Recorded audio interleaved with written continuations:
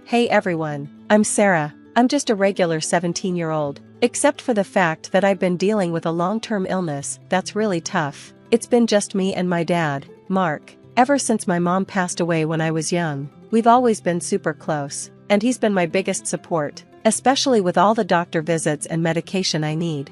Life was pretty calm until Veronica showed up. Dad met her at work, and she was super charming. At first, I was happy for Dad. He deserved some happiness, right? And Veronica seemed cool. She'd bring me little gifts and say things like, "Sarah, honey, how about a girls' night? We could do face masks and watch that rom-com you love." I thought it sounded great. "That sounds awesome. Maybe we could order pizza too," I said. "Of course, anything for my new daughter," she said with a wink, but something about that wink didn't feel right.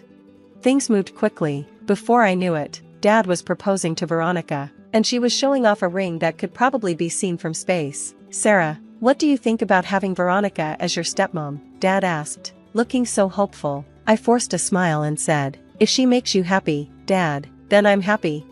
The wedding was small, just close friends and family. Afterward, Veronica moved in, and I tried to get along with her. We'd have family dinners where she'd ask about school, but it always felt a bit strange. "So Sarah, how's that science project going?" she'd ask. "It's good, still working on the hypothesis." I'd reply, "Well, don't stress too much. It's not like you're curing cancer," she'd say with a laugh that didn't seem genuine. Then one night, I woke up with terrible pain. It was unbearable. "Dad, help," I managed to yell. Dad rushed into my room, looking panicked. "Sarah, what's wrong? Tell me," he said. "It hurts, Dad. It really hurts," I whimpered. Veronica was at the door and said, "Mark, maybe we should wait it out. Teenagers can be so dramatic." But Dad wasn't listening to her. He picked me up and rushed me to the car. As we drove to the hospital, I saw Veronica's reflection in the rearview mirror, and she looked annoyed, like I was bothering her. In the ER, while the doctors were running tests, I overheard Dad and Veronica talking outside my room. "Mark, these hospital bills are going to be huge. Are you sure this isn't just what? Veronica, our daughter is in pain. Nothing else matters right now," Dad replied. He said "our daughter," which should have made me feel good, but the way Veronica responded, "Sure, of course," gave me chills. As I lay there hooked up to machines, I couldn't shake the feeling that things were about to get a lot more complicated, and I was right. After that night, things only got worse. I was missing more school, and the treatments became even more intense. I overheard Dad and Veronica arguing in the kitchen. "Mark, these bills are insane. We can't keep doing this," Veronica said. "What do you want me to do, Veronica? She's my daughter," Dad shot back. "I'm just saying, maybe she's exaggerating a bit, for attention." I couldn't believe what I was hearing. My own stepmom thought I was faking it. I wanted to barge in and defend myself, but before I could, a sharp wave of pain hit me, and I collapsed to the floor. "Dad, help," I cried out. They both ran in, but the look on Veronica's face said it all. She seemed more annoyed than concerned. "Oh, Sarah, again? Don't you think you're being a bit dramatic?" she said in this sickly sweet tone that made my skin crawl. Dad looked torn. "Honey, are you sure you're not just stressed about school?" he asked. I couldn't believe it. "Are you kidding me? I can barely stand," I snapped. Just then, my best friend Alex showed up. Perfect timing. "Holy crap, Sarah, what's going on?" Alex rushed over to me. Veronica waved her off. "She's fine, just a little overdramatic," she said, rolling her eyes. But Alex wasn't buying it. "She looks terrible. We need to call an ambulance now." "Let's not overreact," Veronica started, but Alex was already on the phone. At the hospital, the doctors confirmed what I had been saying all along. My condition was serious, and I needed regular treatment. Dad looked guilty, but Veronica? She was putting on a show, acting like the perfect stepmom. "Oh, doctor, we've been so worried. Is there anything we can do to help our dear Sarah?" she said, her voice dripping with fake concern. The doctor didn't seem convinced. "Well, for starters, bringing her in when she's in pain would help," he said. I saw a flash of anger on Veronica's face, before she quickly forced another smile. Later that night, when they thought I was asleep, I overheard them talking in the hallway. "Mark, this is getting out of hand. These treatments, the hospital stays, we're going to go bankrupt," Veronica said. But the doctor said, "Doctors say a lot of things, Mark. They're just trying to make money off us. Sarah's young, she'll bounce back. What she really needs is some tough love."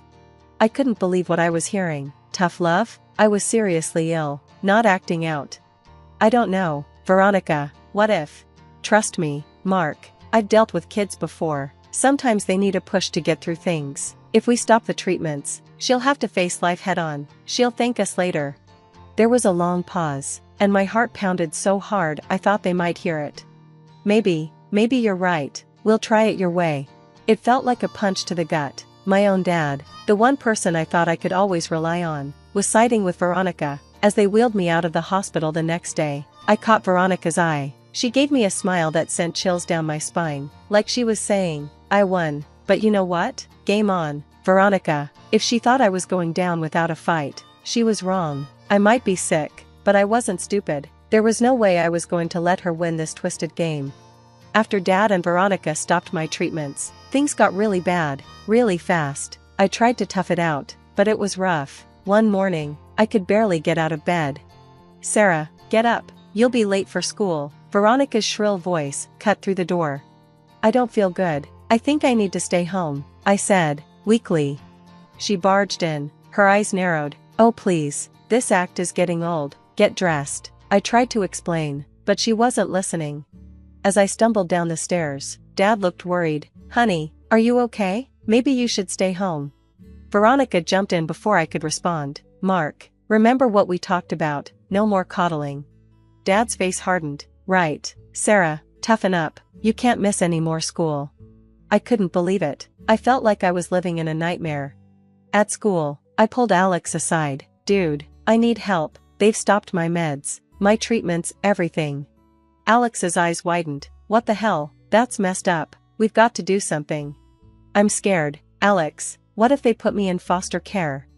Just then, Mrs. Rodriguez, my favorite teacher, overheard us. Sarah, Alex, is everything okay?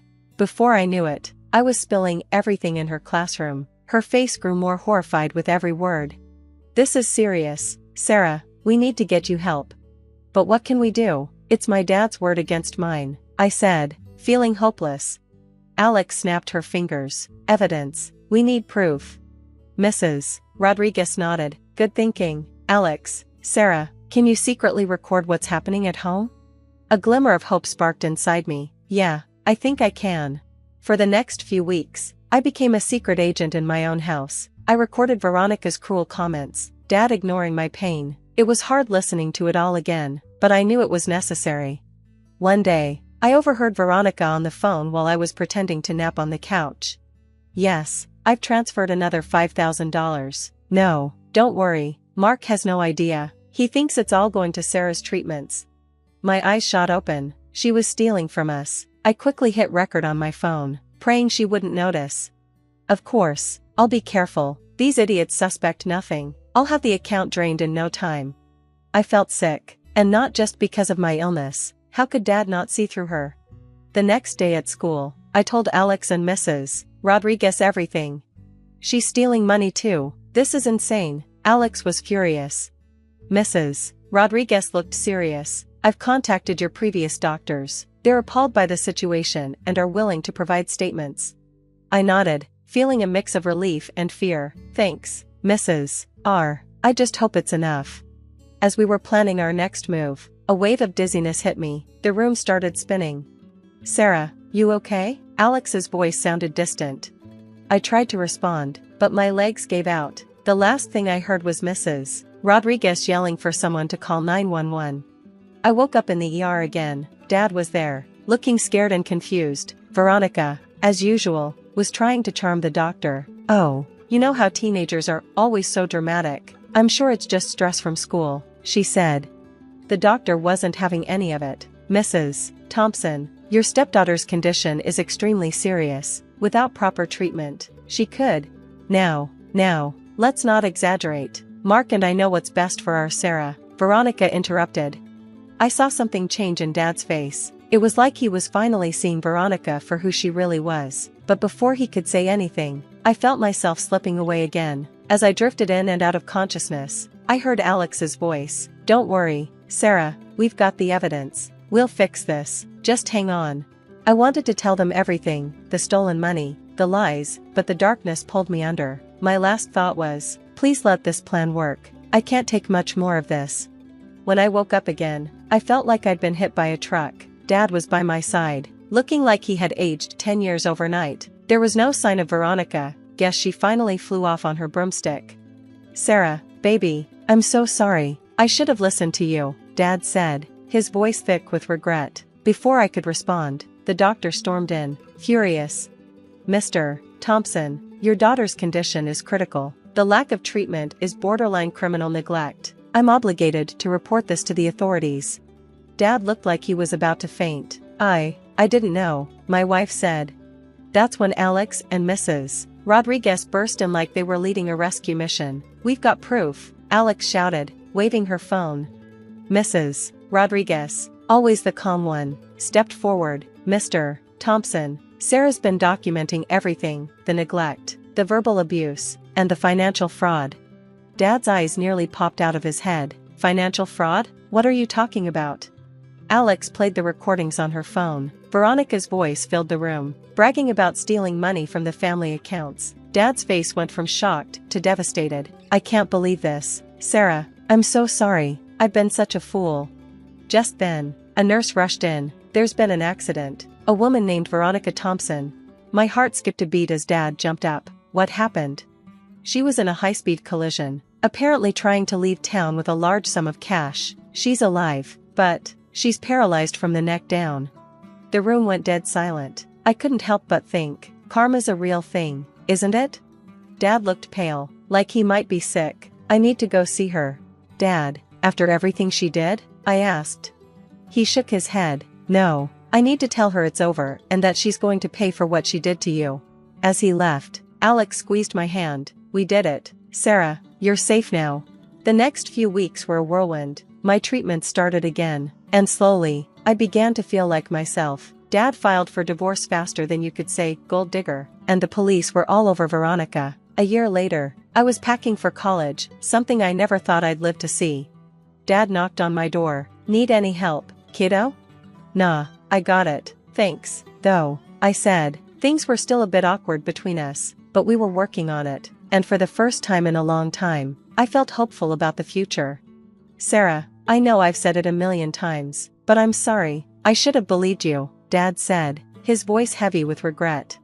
I sighed. Dad, I get it, she played you, she played all of us, but in the end, you came through, and that's what matters. He nodded, tears welling up in his eyes. You're stronger than I ever knew. As I zipped up my last suitcase, Alex popped her head into the room, ready to roll. College girl? I grinned. You bet. Let's blow this popsicle stand.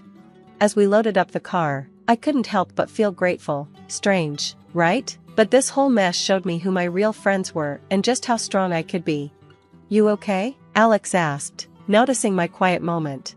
Yeah, just thinking. A year ago, I didn't think I had a future. Now, sky's the limit, I said with a smile. Dad gave me one last hug before we took off. You show them what you're made of, kiddo. As the story wraps up, I've got a question for you. If you were in my shoes, would you forgive your dad for choosing someone like Veronica over you? Or is that kind of betrayal too deep to get past? Drop your thoughts in the comments. I'm dying to know what you do. If you enjoyed this wild ride, hit that like button and subscribe for more jaw-dropping stories. Trust me, you won't want to miss what's coming next.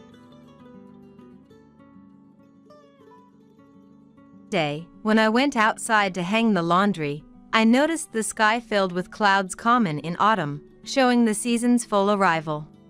Thinking to myself, looks like it's going to be another hot one today, my gaze inadvertently drifted towards the separate building on our property. We have this other building within the same lot where my son Alan, his wife Stephanie, and their son Ridley, a family of 3, live. Stephanie, who resides in that separate building, seems to have a habit of taking toiletries like toilet paper, detergent, and shampoo every time she comes over. Worse, I suspect she's been quietly taking money from my purse as well. Without ever catching her in the act, I had no solid proof and thus couldn't confront her. As our living expenses dwindled, I decided to take up a part-time job. I've even tried discussing Stephanie's actions with Alan, but he wouldn't take me seriously. So, we planned a meeting with Frederick, my husband who's away on a solo assignment and returns home once a month, along with Alan and Ridley. Stephanie would join us later, it seemed. I mentioned that money was missing from my purse, but... Are you saying Stephanie did it? Come on, enough with the jokes. Then, Frederick quietly placed his mobile phone on the table, showing us a video from the surveillance camera we had installed at home. In the video, within a brightly lit corner of our living room, Stephanie was seen finding my purse, taking out a few bills, and then placing the purse back into the bag. Alan was shocked. But I've been giving her enough for living expenses. Why would she? Are you still oblivious to what's happening? Realizing what I meant, Alan stormed out, filled with anger, ran straight to the separate building, and brought Stephanie back with him. Faced with the video evidence, Stephanie's face turned pale. My name is Michelle, a 60-year-old housewife. Frederick, currently on a solo assignment, returns home about once a month. We're both past the midpoint of our lives, hoping for a peaceful existence, but it seems that's not so easy to achieve. When Frederick's solo assignment was confirmed, he confided in me with a hint of disappointment. Michelle, I've been assigned to a solo project, so from next month, I'll be living on my own. A new branch is opening, and they want me to oversee the staff there. Frederick has always been like a reliable older brother at work, respected for his caring nature. This extended beyond his professional life into our home. When our son Alan was born, Frederick eagerly took on tasks like feeding and changing diapers. Even without taking paternity leave, he spent his holidays and summers napping with Alan, taking him to the park, and helping him with his studies as he grew older. It's rare to see Frederick looking so downhearted. Don't be so hard on yourself. You'll be back before you know it, right? I had assumed he would return in about 2 to 3 months. The thing is, I don't know how long it will be. Crossing state lines means I won't see you often, Michelle. I might only come home about once a month, and I'm worried about you. I wondered why he was worried about me. Then I remembered. I had recently undergone surgery for my chronic condition, and he was probably concerned about that. It's okay. Alan and his family are in the annex. If anything happens, I'll call. Alan, Stephanie, and their son Ridley live in the same property but in a separate building. Alan got married 6 years ago and lived in an apartment for about 2 or 3 years before having to leave due to the landlord's circumstances. Apparently, they had looked at other places, but Stephanie rejected all of them, ultimately asking if they could live in the family home. Frederick was reluctant to agree at first, resisting the idea. Alan, you know Michelle has been ill. I don't want to put too much strain on her, so I'm against it. Though he initially turned them away, a desperate Alan came back when eviction was less than a month away, saying, Dad, please, we won't be any trouble. Just let us stay in the separate building. Perhaps changing his mind over time, Frederick agreed to let Alan's family live in the separate building. He later told me he felt it was safer than leaving me alone. 3 years have passed since then, and they show no signs of moving out, still living in the separate building. Trying not to worry Frederick, I assured him brightly, I'm doing fine. The surgery went well, and I'm taking my medication regularly. We should also install a surveillance camera. The new ones are really good, even come with temperature sensors, could be useful for preventing heat stroke. You worry too much. I laughed, and the night went on with such conversations. Frederick indeed installed a surveillance camera later, linking it to an app on his mobile phone. Though surprised at first, I quickly got used to it since it was placed high up. A week later, Frederick left with a heavy heart, and now I live alone in our too large house. However, I've kept something from Frederick that's been bothering me. It's about Stephanie. Despite being a housewife, she often leaves Ridley at home and goes out. I could understand if it was for occasional lunches with mom friends, but does it happen too often? Also, whenever she comes up to the house with Ridley, she always seems to take something with her, which has been a source of worry. Michelle, I'm taking some toilet paper with me, okay? At first, I didn't mind much as it was just small things, but gradually it escalated to detergent, shampoo, body wash, and even dishes at one point. Though she did return the dishes, it was still odd. Stephanie, are you struggling financially that you can't buy these things? Not at all. Then why take things from our house? It's just being thrifty. With Ridley around, expenses will only grow, so I thought I'd save where I can. Please, Michelle, consider it helping out and let it slide. She said this without a hint of shame, waved, and left again. Always dressed stylishly, talking about going to the spa and getting her nails done, is she really saving money? Alan works hard from early morning till late at night, and I've never heard them having financial troubles. Wanting to confront her about what she intends by doing all this, but not wanting to be the meddling Miel, I've kept silent. In the midst of these days, I started noticing money disappearing from my wallet more frequently. I suspected Stephanie, but without proof. Time just kept passing without catching her in the act. One day, stepping outside to hang the laundry, I saw clouds typical of autumn, signaling the season's full presence. Despite the lingering heat suggesting another hot day ahead, my thoughts inadvertently turned to the separate building. Since then, surprisingly, I've never actually seen Stephanie taking money.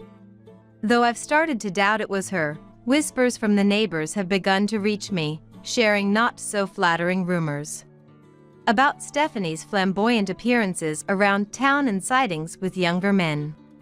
I was skeptical.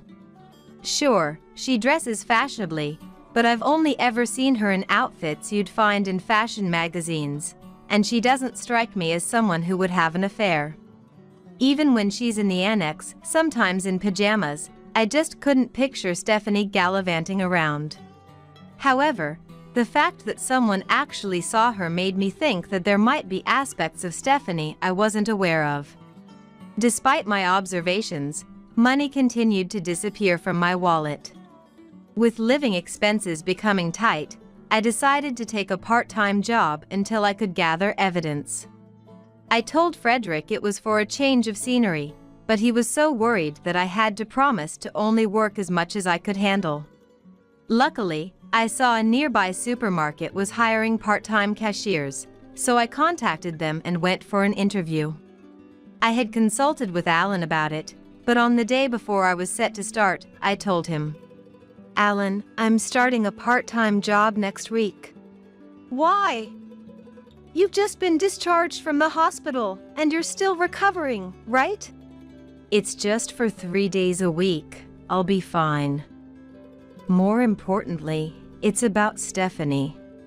I decided to take a chance and talk to Alan about Stephanie's behavior, thinking he might say something that could lead to a change. "Did something happen with Stephanie?" "Recently, she's been taking household items like toilet paper and shampoo." "Are you guys struggling with finances?" But Alan was indignant. "That's not true. I give her money every month, and she manages it. She used to work in accounting, so she's good with managing our budget." "Is that so? But she really is taking things. And money too." "Money? You're saying Stephanie is taking that too?" Alan looked incredulous. "Yes, a little bit of money has been disappearing from my purse. She might not think I've noticed, but this can't continue. Can you subtly bring it up with her?" "Mom, are you sure you're not just getting confused? That just doesn't seem likely." Alan sighed heavily, not believing me, and wouldn't listen to anything else I had to say. The next day, I informed Stephanie about my part-time job and explained that it would be difficult for me to look after Ridley as much.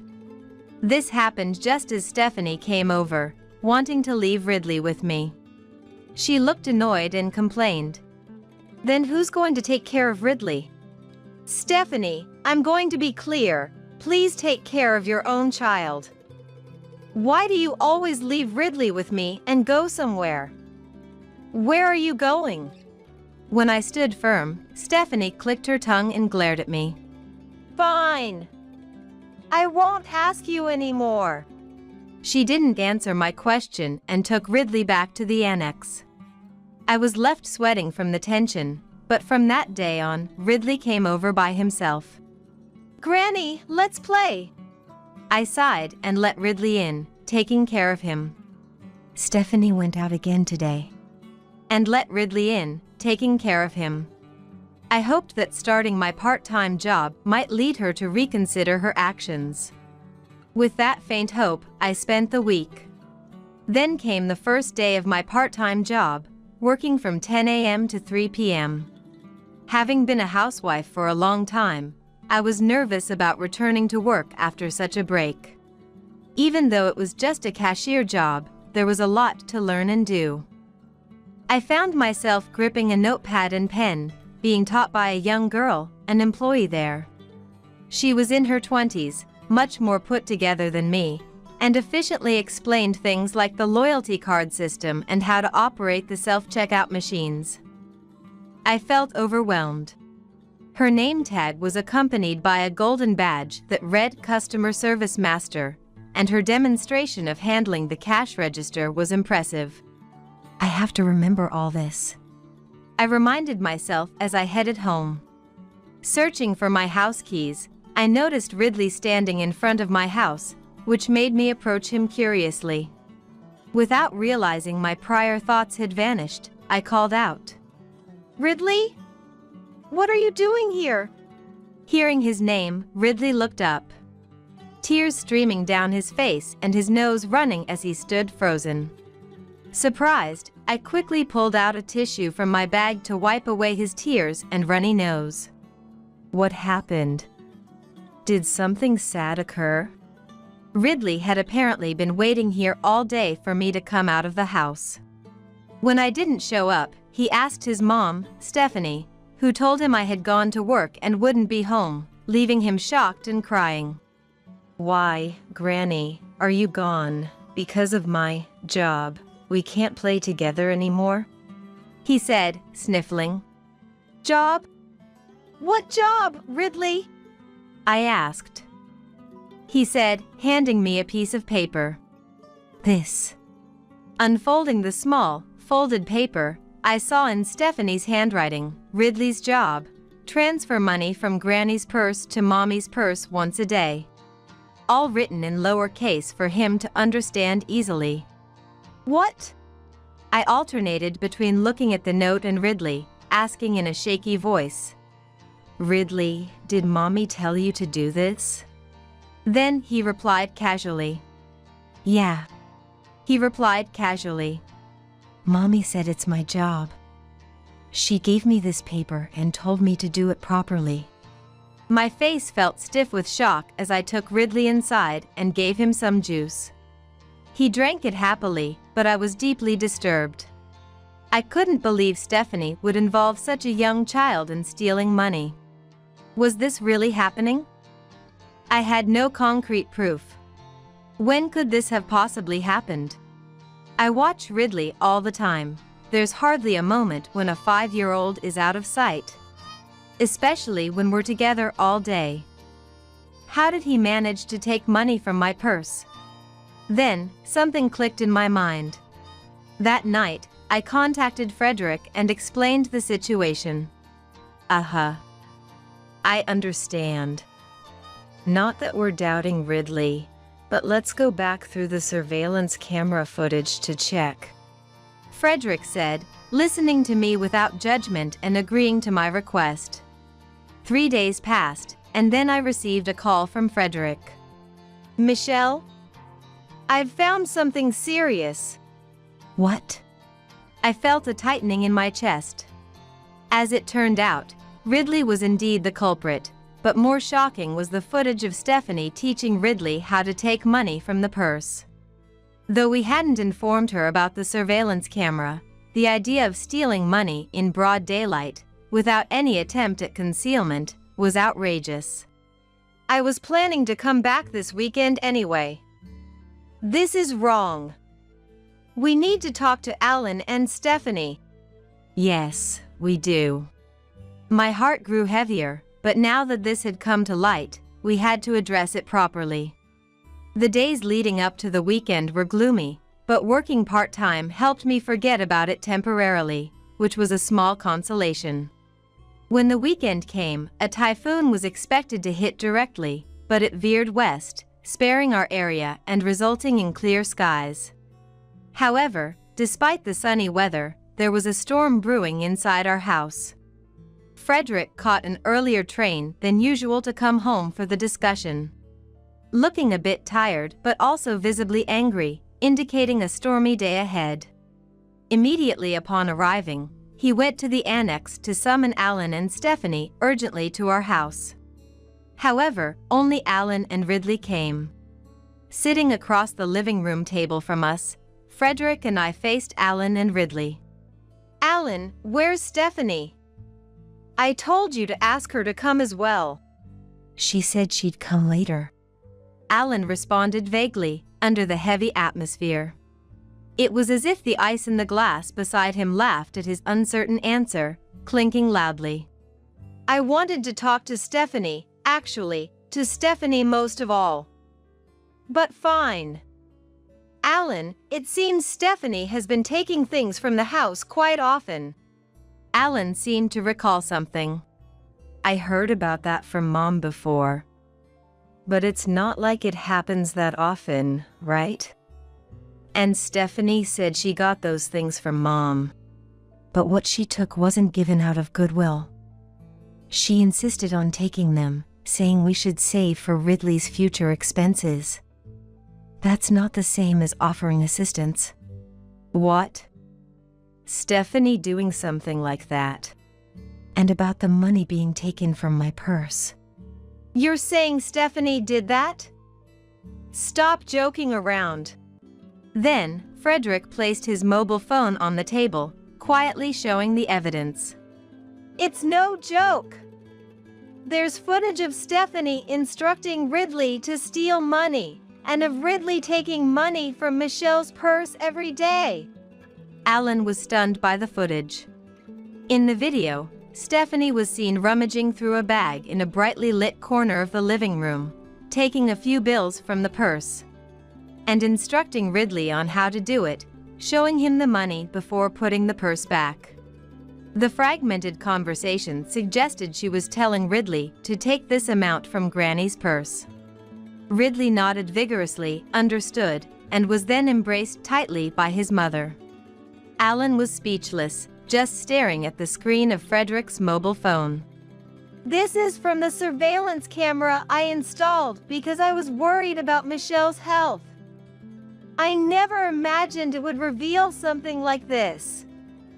There's also footage of Ridley taking money from the purse. Frederick switched the video to another scene, showing clearly when Ridley had been taking the money. When I got up to take my medication for my chronic condition, Ridley was rummaging through my bag and swiftly took money from my wallet.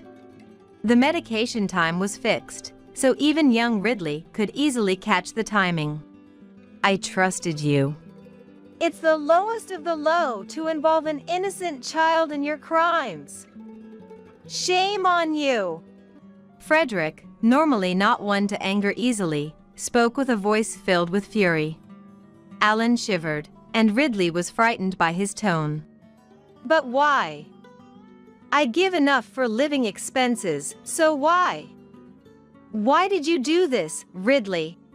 Confused, Ridley answered. Mommy said her job is to spend money on people she likes, and that's why it's not enough. People she likes? Yes. Mommy always dresses up and goes out somewhere. But I can't go with her. So, I stay home with Granny. Alan looked at Ridley with a puzzled expression, as if wondering, what does that mean? Is she cheating? Are you still not seeing it? Alan caught on to my words and stormed out of the house with a furious expression, heading straight for the annex. Soon after, he came back dragging Stephanie along. Ouch, that hurts. Let go! Stephanie protested, while Ridley looked confused and close to tears, not understanding what was happening. Stephanie, what's this about? Explain yourself. Even though Alan provides enough for living expenses, why would you steal money from Mom's purse and even involve Ridley? Surprised, Stephanie looked at Alan, as if she couldn't believe he knew. What are you talking about? Do you have any proof I did such a thing?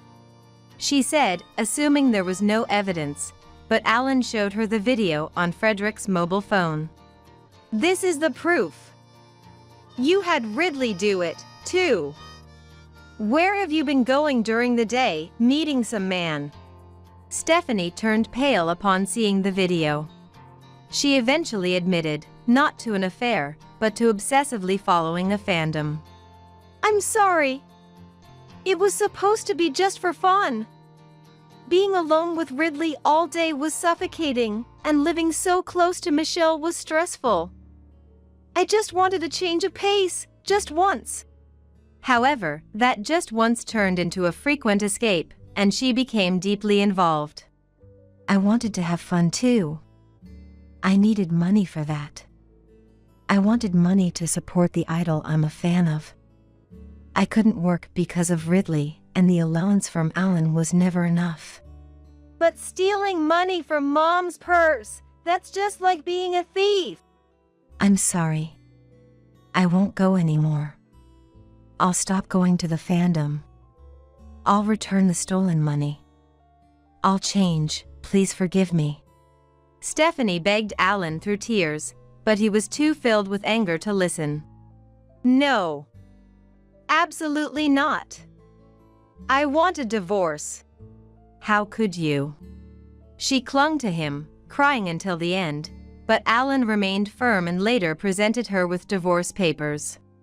I had been keeping a note of the amount of money lost, which I used to create an invoice for her. Is it really that much? She was surprised, but surely she was not unaware. She even tried to negotiate to lessen her burden, but I refused to budge, declaring I wouldn't accept anything less. Stephanie, you should be thankful I'm not filing a police report. You've committed theft repeatedly, even against family.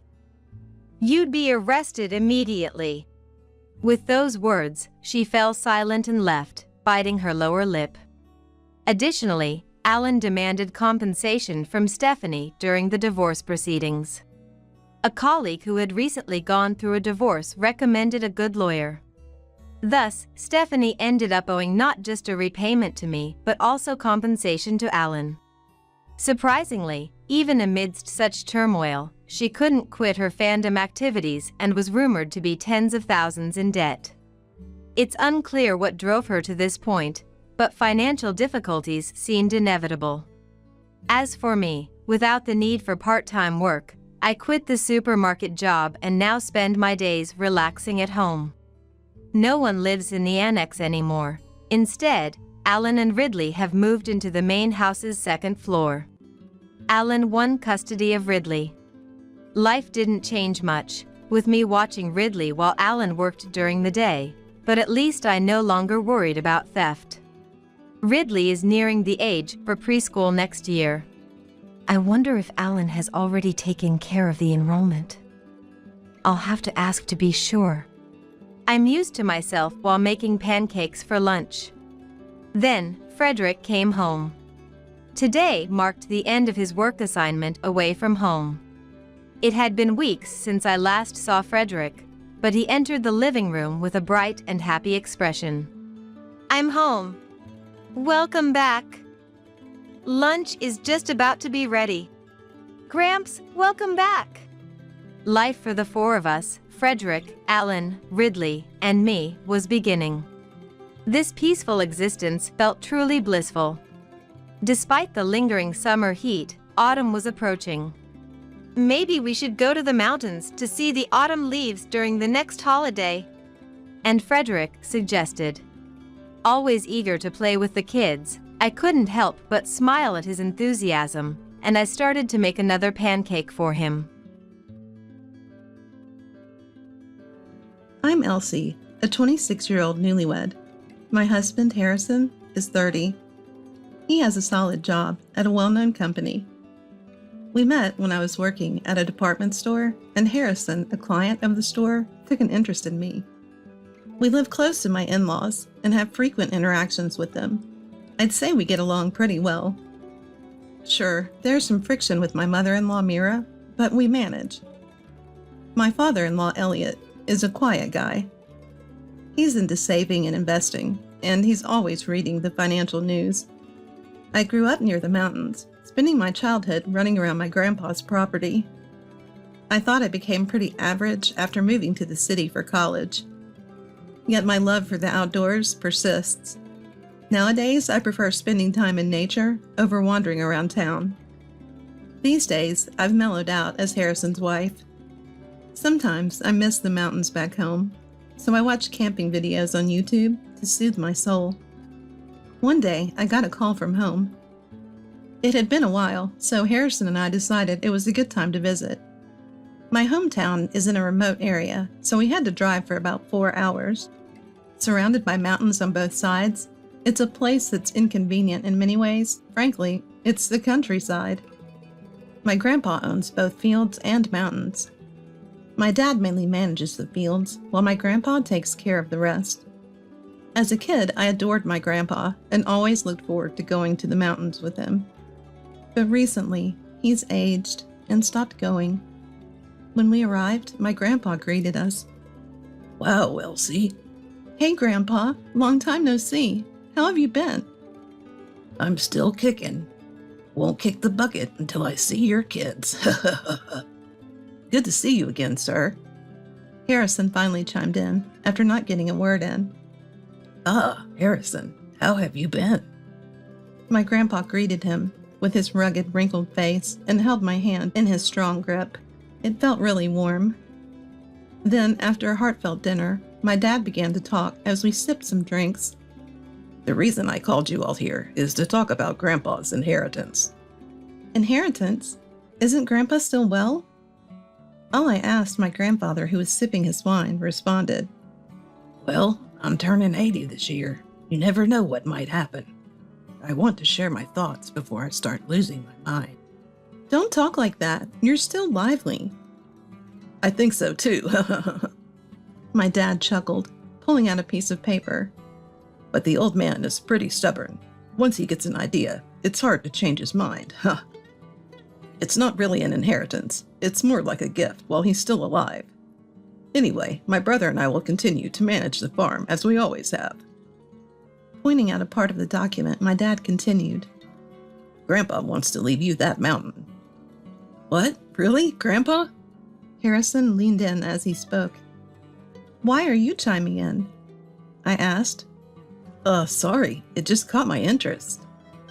Look, I haven't thought of anything right now, and there's nothing I can do with it. Don't worry about taking care of the mountain. I'll leave that to the experts. In return, I'll just take some fish and mushrooms we find up there. That's fair, right? Dad says. Sure, but make sure to send me some mushrooms. All right, it's settled then. We'll take it from here. Fine by me. Where's Harrison? He's on the phone outside. Who's he talking to? Maybe his family. It doesn't matter. So I inherited the mountain from my grandfather. Later, Harrison was acting oddly cheerful, grinning in a strange way. That expression, it looked like he was scheming something. I figured he wouldn't answer anyway, so I let it be. When I got home, there was a dinner invitation from my in-laws. Thinking how unusual this was, I headed to the restaurant they specified. I met up with Harrison at the restaurant, and soon after my in-laws arrived. For some reason, Harrison and my in-laws seemed to be in a really good mood. "Elsie, was everyone back home doing well?" she asked. "Yes, my parents and grandfather are fine." "That's good to hear." Eventually, Elliot, who had become noticeably tipsy, spoke to me. "So, I heard from Harrison. "Yes, what is it?" You received a gift from your grandfather while he's still alive." Well, yes, my grandpa wanted to sort things out while he was still alive to avoid any disputes later." "Your grandpa sounds like a wise man.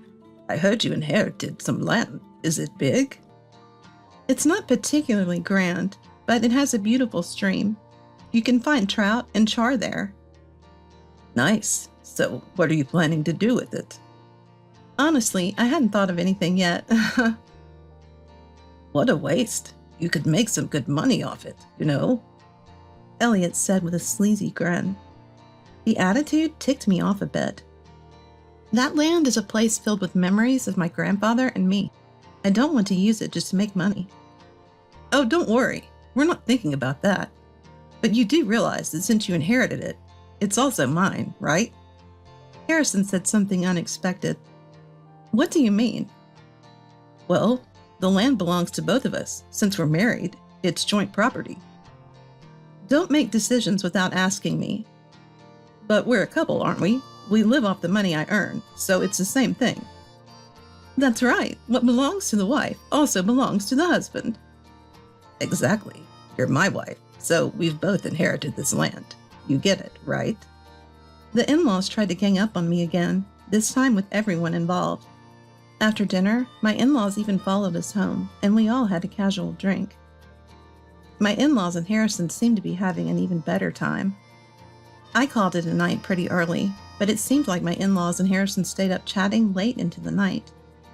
Then, Elliot approached me for advice again. He said he was introduced to a real estate developer through a contact and had a conversation with him. "Just leave it to me," he said proudly. Harrison added, "Preliminary estimates suggest it's worth billions. Just trust me with it." "What are you doing without asking me?" "Shut up. You're my wife. What's yours is ours. You'll thank me for this." "That's right. A good wife listens to her husband. If this works out, we all benefit. It's a win-win." I couldn't believe it. They were all blinded by greed. Until we talked about my grandfather's legacy, everything was fine. But everyone changed after hearing about the mountain. And they all started having these discussions without me. I spent my days filled with anxiety. Then one day, at Elliot's suggestion, we decided to go check out some mountains. We booked a nearby hotel, although the pretext was a family trip. It was actually an inspection. "It's lovely, even more expensive than I thought." "Could probably sell it to a resort developer, build some villas and hotels, and we'll make a killing." Mira and Harrison started talking nonsense. "Should we try a family camping trip?" And then, with hands on his hips, Elliot declared, "All right, this will be our camping ground. Elsie, you'll work here as staff. And no days off, of course." Honestly, it's a suitable place for a campsite. The spot has good drainage and faces the south. It's close to a beautiful stream, perfect for family outings. The in-laws seemed pleased with the situation. Once we got home, a call was made to the developers right away. After hanging up, Elliot said, "They're going to check out the site next week. They even suggested turning it into a vacation home area, or a members-only resort hotel. This is going to be fun." "That sounds lovely. Can we use the hotel and stuff?" "Of course, we'd be the owners. This could be our graceful retirement."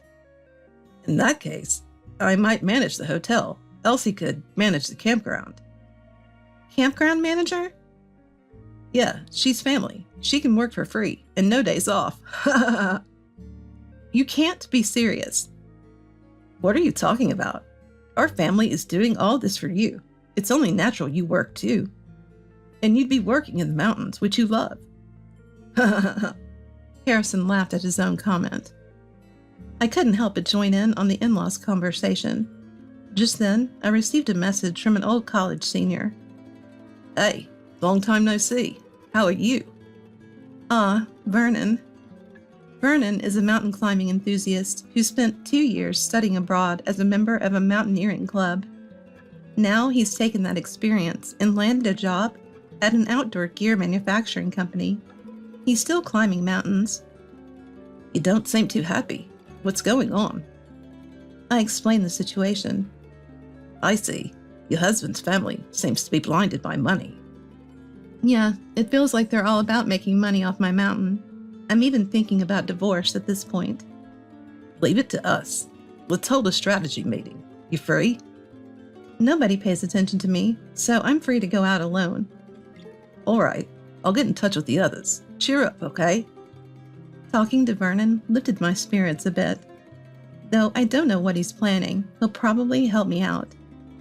The in-laws, still excited about the mountain, wanted to go again. Reluctantly, I drove everyone to the mountain. We ventured deeper into the forest than last time. Finally, we reached the mountain entrance and got out of the car. Hey, why is there a shrine here? Is it significant? Harrison noticed a small shrine at the mountain entrance. Yes, it's a deity of the mountain, a branch shrine established by my ancestors. I pray there before entering and leaving the mountain. That's quaint for modern times. It's just a way to show gratitude and seek permission from the gods. Psh, nonsense. This mountain provides us with mushrooms and river fish because of this deity. That's just superstition. We're tearing down this tiny shrine when we build the campground. Absolutely not. We've cherished and protected it. I don't believe in gods or old tales, Harrison said, kicking the shrine. What are you doing? You'll be cursed. Let them curse me if they can. Ha ha ha, he said, and quickly entered the mountain. As usual, I put my hands together and prayed. Elsie, you should head back first. There's just too much complaining. We can't get anything done, Elliot said, his face turning red with anger. Fine, go away. You're such a bother. Even after Harrison told me that, I decided to go home alone. I descended the mountain and got a local friend to drive me to the nearest train station. Suddenly, I noticed dark clouds rolling over the mountain. Looks like it might rain. Will it be okay? I rode the train alone and got home. When I got home, there was a message from Harrison online. Where are you? I need help. What happened? I got a flat tire on the way back. My car won't move. Well, looks like karma got you. I replied, and he said, Don't say that. Help me. I'll find the auto repair shop my parents use. I arranged for a tow truck from that shop. Feeling slightly vindicated, I texted back, Tough break, hang in there. After a while, he got back to me. Thanks to the tow truck, he was able to get moving. But it took time. Now he had to hurry back on the freeway. He spent quite a bit on the tow truck and car inspection. I couldn't help but laugh. After dinner, while relaxing, my line rang. It was Harrison.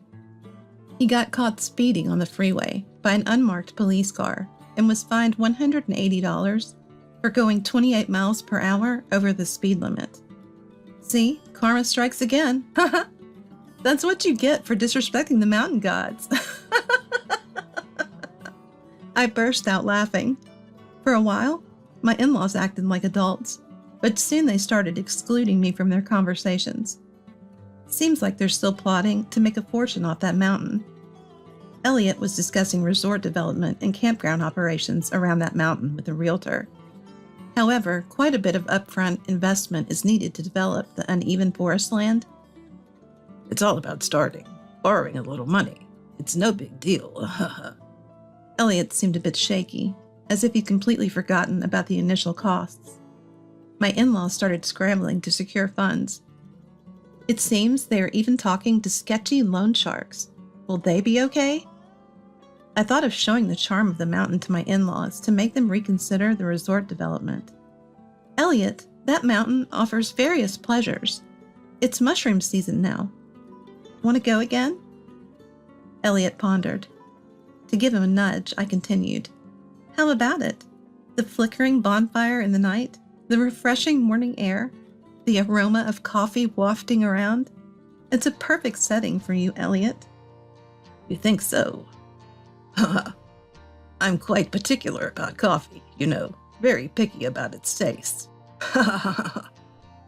Picky, but he only likes grocery store coffee. I can already see you, rugged yet sophisticated Elliot, savoring coffee in the morning mountain air. Now that you mention it, I was once told that I looked like a model for men's cosmetics.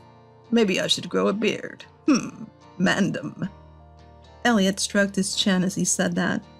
It must be some old commercial I'm not aware of.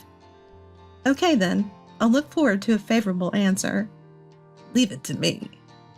Great, now Elliot is getting in the mood. What an easy mark. And so, we decided to go on an overnight camping trip. Fortunately, the weather was good, and we arrived at the mountain before noon. We brought 2 tents, one for my in-laws and one for me. The in-laws' tent wasn't secured well, no stakes hammered in properly, and they didn't even put up the rainfly. I warned them, but they shrugged it off. It's just one night. It'll be fine. I figured they might learn better from experience, so I stopped harping on it. I set up my tent on a slope that looked like it drained well. For dinner, I kept it simple with steak. After eating, I cleaned up and retreated to my own tent. I drank some canned beer and turned in early, while the in-laws enjoyed a bonfire. Morning came. Even in summer, the mountain air had a chill.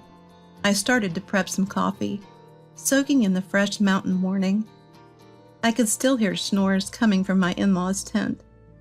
Seems they had fun late into the night. Eventually, they crawled out of their tent. Good morning. Care for some coffee? I looked up and was shocked beyond words. What? What happened to you guys? Their faces were swollen and deformed, as if they'd been bitten by a swarm of insects. Got to zip up the tent last night. Woke up like this, Elliot explained, scratching his face. It itches so much I can't stand it. Can we do something? Mira whined, also scratching. Well, I didn't expect to wake up like this after a night of great drinks and mushrooms, Harrison added, scratching his belly. Got any medicine? Nope, don't have it. Looks like he really went to town scratching an itch. There's even some blood seeping through in spots. I took them to my parents' home for treatment. We always had effective but stingy ointment for bug bites. I applied ointment to the 3, but Elliot was writhing. Ah, that spot! Ouch, it stings! Mira screamed, and Harrison shed tears. Seems like this is what people mean by agonizing cries. Well, it's a price for underestimating nature. I generously applied more ointment on them. The wrath of the mountain gods seemed to linger. Around this time, I got a call from my uncle on my father's side. Actually, I can't keep up with the field I inherited from my father, and I'm thinking of letting it go. He paused and said, That land is so close to your mountain. How about you take care of it along with the mountain? You're free to use it as you wish. What do you think? Not a bad deal, huh? I was immediately convinced. The field has good sunlight and drainage, but neglect would turn it into a wasteland. So I thought of setting up a campground there, separate from my in-laws' plan. When I talked to Vernon, he assured me it would be perfect for a campsite. Meanwhile, my in-laws were struggling with their previous mountain project due to lack of funds. They wanted me to be the campground manager, but I had been refusing. You were supposed to manage it. We discussed this. Harrison was getting irritated by my stubbornness. No, I won't work here. It was time. I told Harrison about my own plans. I'm going to set up my own campsite. What? Are you serious? An uncle of mine gave me some land, and I'll turn it into a campsite. I even have the support of an outdoor goods manufacturer, and the plan's already getting good reviews. Do as you wish. We'll proceed with our own plans. Yours will fail soon enough. Ha ha ha. Harrison stormed out, almost like a villain in a story. Then one day, I got a call from a senior colleague. Hey, that thing you asked for? Consider it done. You can relax now. Really? Thank you so much. And so my campsite plan was set into motion. Vernon gave me all sorts of advice, and we came up with a design that prioritized convenience. We used the elevation differences to add steps between plots, so people wouldn't be in direct eye contact. Each plot had a parking space, making it easy to unload, even with lots of gear. The admin building had a small convenience store and offers shower rooms. These amenities are free for guests to use. Finally, I decided to formally inform my in-laws. I told Harrison and my in-laws that I had something important to discuss and invited them over. Regarding the mountain and the campsite, Oh, finally made up your mind. You'll manage the campsite for us. Elliot seemed genuinely happy. Of course, a daughter-in-law is a member of the family, and it's only natural that you'd agree, Mira said smugly. We've been waiting for Elsie to say that. Now we can join the ranks of the rich elite. Ha ha ha. Harrison is grinning from ear to ear. Looking at my lovely, overly cheerful in-laws, I let out a sigh. I hate to burst your bubble, but that's not happening. What? All three in-laws gasped in disbelief. Listen, the development of that mountain can't go forward. Actually, it's off the table. My words left my in-laws speechless, their mouths wide open. After a moment of silence, Harrison breaks in. What does that mean? I'm glad he asked. The area has been incorporated into a national park, so no development can happen. What? A second harmonious gasp from the family. Another round of silence follows. This time Elliot speaks up. So what does that mean for us? We can't make any money? Yeah, what about our retirement? My in-laws clamor, but I don't let it bother me. Harrison chimes in. I was going to quit my job at the end of this month to build a campground on that mountain and become the boss there. It can't be helped. It was the government's decision. So did the government pay you? They bought it, right? Yes, I received a reasonable amount, but it's mine. What are you talking about? You're part of this family. That money should be ours. Elliot stands up, clearly agitated. No, even though we're married, the assets I inherited are mine alone, not yours. That's it. We're getting a divorce. Harrison throws down his trump card, just as I had expected. Fine, if that's what you want. I don't want to be a part of this greedy family either. Fine, I'm moving back to my parents' house, starting today. Sure, you have no other choice. After all, this house is in my name, bought by my parents. You'll be the one leaving if we divorce. Shut up. Your campground will fail, and you'll regret this. Do whatever you like. I'll also be going back to my parents' house after sorting things here. Fine, have it your way. So I completed the divorce proceedings, organized my home, and returned to my parents' house. During the division of assets in the divorce, it seemed Harrison had already invested even my share in his campground plan, complicating the split. My in-laws, already deep into their plans, had no choice but to proceed. A real estate agent suggested another piece of land for their campground. Eventually, their campground opened. It was located in the mountains and lacked adequate facilities, making it inconvenient for transporting gear from the far-off parking area. The equipment rentals were also priced high, and the sites were merely separated by ropes, offering no privacy. Honestly, it was a poorly designed facility, and soon enough the results showed. As expected, my in-laws' campground struggled due to its poor conditions and inconvenience, garnering almost no repeat customers. The management was so lax that even the tent sites were overgrown with grass. The landlord's ruthless and profit-driven ways backfired. The internet wasn't kind, and he went bankrupt before long. Word has it, my in-laws are now knee-deep in debt. To pay off those debts, they had to sell their family home and are now living and working in a hotel in the countryside. Then my campground opened. It's been a hit, with lots of repeat visitors. Even in the off-season, we're never short on guests. Once it appeared in the TV drama about high school girls enjoying camping, it became a pilgrimage site for fans, and the customer base surged.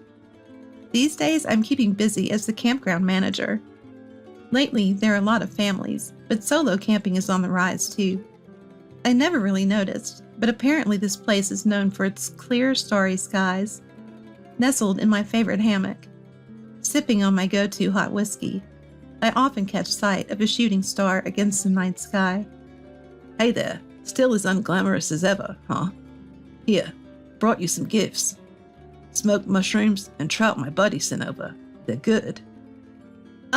Thanks as always, but calling me unglamorous is a bit harsh. It's Vernon, who's been very supportive lately. He's been coming around to the campground, dropping off various treats. I never used to think he was cool, but lately, I've started to see him in a new light.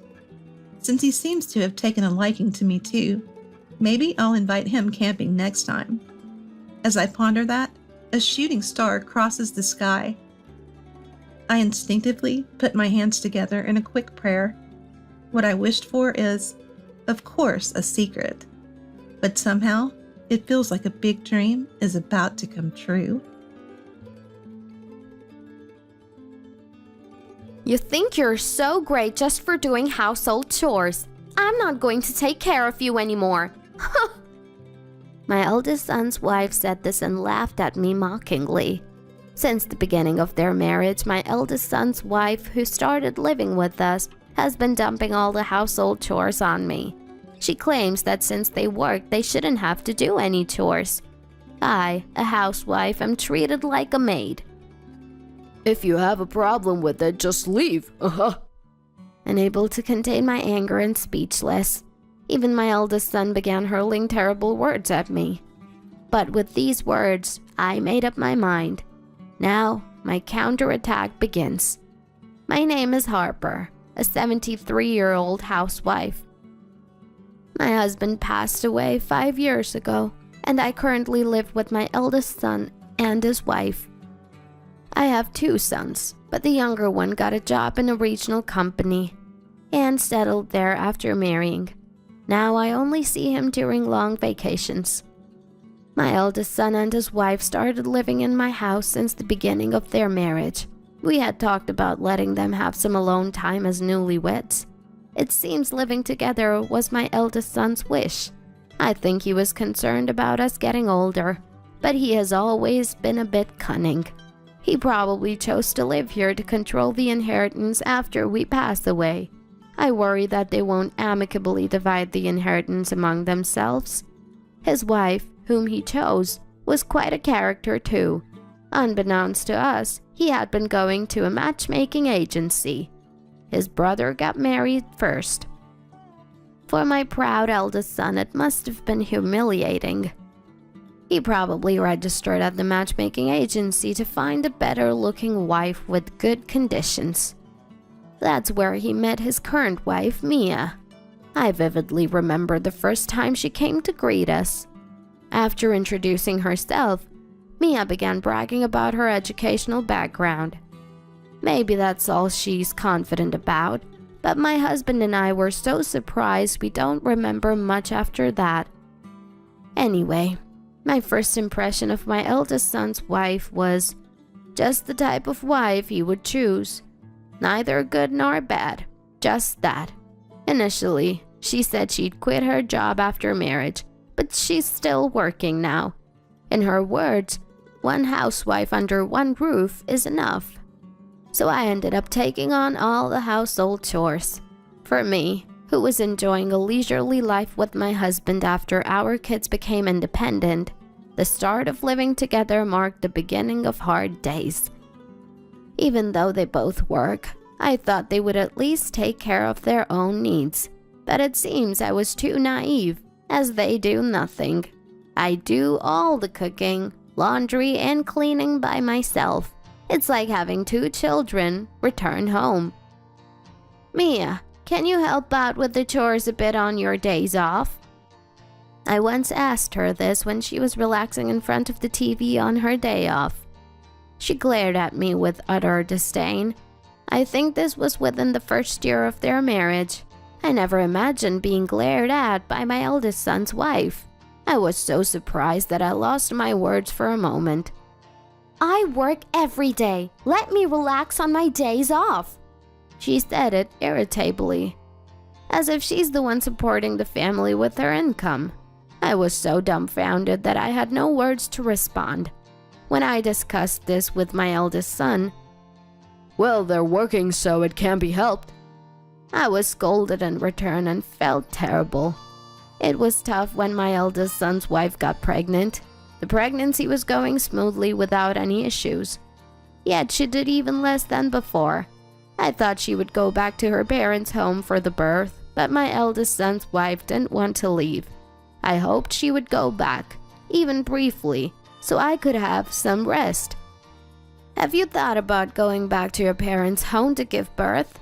When I casually asked her this, my eldest son's wife responded, Huh? In an annoyed tone. Do you want to kick me out of this house, Harper? How cruel of a mother-in-law to kick out a pregnant wife. I'm carrying the heir to this house, so treat me more respectfully. Rubbing her enlarged belly, she yelled at me. Ever since my husband passed away, her attitude has gotten worse. I thought I had always treated her well, but she demanded more. It started with renovating the house and then taking over the sunniest room, which my late husband and I used, redecorating it without permission. My eldest son seems to be under his pregnant wife's thumb, doing whatever she says. I was pushed into a dark, narrow room, almost like a storeroom. Why should I suffer like this? I thought about consulting with the neighbors, but my eldest son's wife was cunning. She had spread the word that I was a mother-in-law trying to kick out a pregnant wife. When a nosy woman from the neighborhood lectured me to be more caring towards my daughter-in-law, I remember feeling dizzy with embarrassment and anger.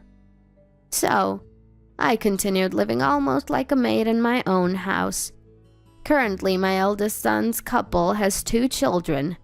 My grandchildren, boys aged 3 and 5. It's a joy to see them growing up healthy, but they are incredibly mischievous and noisy. I think they need better discipline. But Mia, my son's wife, insists on letting them grow up their way, never scolding or correcting them. Whenever I try to discipline my grandsons, she gets furiously angry. To top it all off, Do you intend to brainwash my children? I was stunned to hear that. She accused me of such when I was merely teaching them to line up their shoes. This way, the gap between me and my eldest son's wife, with my grandsons in between, deepened. Even today I went to pick up my grandsons from daycare and was preparing dinner. I feed the grandchildren first, because my eldest son and his wife want to eat dinner peacefully. Incredibly, since we started living together, I've never had a meal with them. I'm always serving them during their meal, keeping the hot dishes hot and the cold ones cold as they demand. I think it's selfish, but if they say they're tired from work, I can't help but give in. I only eat after the grandchildren have finished, after my son and his wife have eaten, and almost all the cleaning is done. A tasteless meal with whatever leftovers I can quickly put together. The same goes for baths. I bathe the children. I can't join them as there's still housework to be done. I wash and rinse them while keeping an eye out. The couple takes their baths separately whenever they like. I only get to bathe after they've gone to bed. My eldest son's wife always turns off the pilot light when she's done, even though she knows I haven't bathed yet. It's a waste of gas, isn't it? It's your fault for not bathing earlier, Harper. Still have housework? Aren't you just inefficient? When I ask her to at least leave the pilot light on, she responds with such words, mocking me with a smirk, ignoring the fact that she doesn't help with the chores and ridiculing my efficiency. Even if I want to talk back, I feel like I'll cry if I open my mouth, so I can't say anything. In the end, I have no choice but to soak in lukewarm, tepid water. Continuing this life, I eventually reached my physical and mental limits. I tried my best to improve my relationship with my eldest son's wife, but it was all in vain. Finally, I broke down and became bedridden. That day, feeling feverish since morning, I collapsed while hanging out the laundry. By chance, a woman from the neighborhood passed by and helped me. I rushed to the hospital just before the end of morning consultation hours and was told it was due to overwork and stress. I was advised to rest. I informed my eldest son about my poor health and lay down for the day, taking a break from household chores. It seems my eldest son and his wife arranged to pick up the grandchildren. Thanks to the medication, I fell asleep. When I woke up again, it was already evening. Usually the time I go to pick up my grandchildren from daycare. Trying to get out of bed, I felt dizzy, probably still feverish. I reassured myself that one of my eldest son's couple would have gone to pick them up. But no one returned home. The clock kept ticking. As I considered calling the daycare to check, my mobile phone started ringing. It was a call from the daycare my grandchildren attend. Panicking, I answered, and it was their teacher on the line. No one had come to pick them up yet. I always pick them up on time, thinking how lonely it must be for them as one by one other children are picked up. Realizing this was the first time my grandchildren were in such a situation, I felt an urgent need to act. "I'll come to pick them up right away." I ended the call and headed to the daycare. With only my face washed, no makeup, and disheveled hair from just waking up, I had no time to care about my appearance. When I arrived at the daycare, my grandchildren ran to me crying. "I'm sorry for being late." I hugged them tightly, stroking their heads. While doing so, I felt a surge of anger towards my eldest son and his wife. At that moment, my own health didn't matter anymore. I had reached the limit of my patience. I brought dinner from a local deli with my 2 grandchildren, letting them choose their favorite dishes. After returning home, I tried contacting my eldest son and his wife multiple times via their mobile phones, but there was no response. The same with messages. It seemed like they were intentionally ignoring me. After bathing and feeding the grandchildren and putting them to bed, I heard the front door open. My eldest son and his wife had returned home. They appeared to have had a few drinks. My son, who's weak with alcohol, had a red face. His wife also seemed unsteady on her feet. "What's going on? I asked you to pick up the children." I confronted them as soon as they entered the living room. Apparently quite drunk, they blurted out together, "Forget that! Water!" Demanding and noisy. I grabbed a bottle of mineral water from the fridge and threw it at them, barely holding back my desire to pour it over their heads. "Hey, Harper! What's with that attitude? You should respect us more. We just got back from work." Mia slurred her words. My son chimed in. Yeah. He agreed. "Do you remember I told you I was too ill to pick up the grandchildren? Why didn't you go? Don't you care about the children?"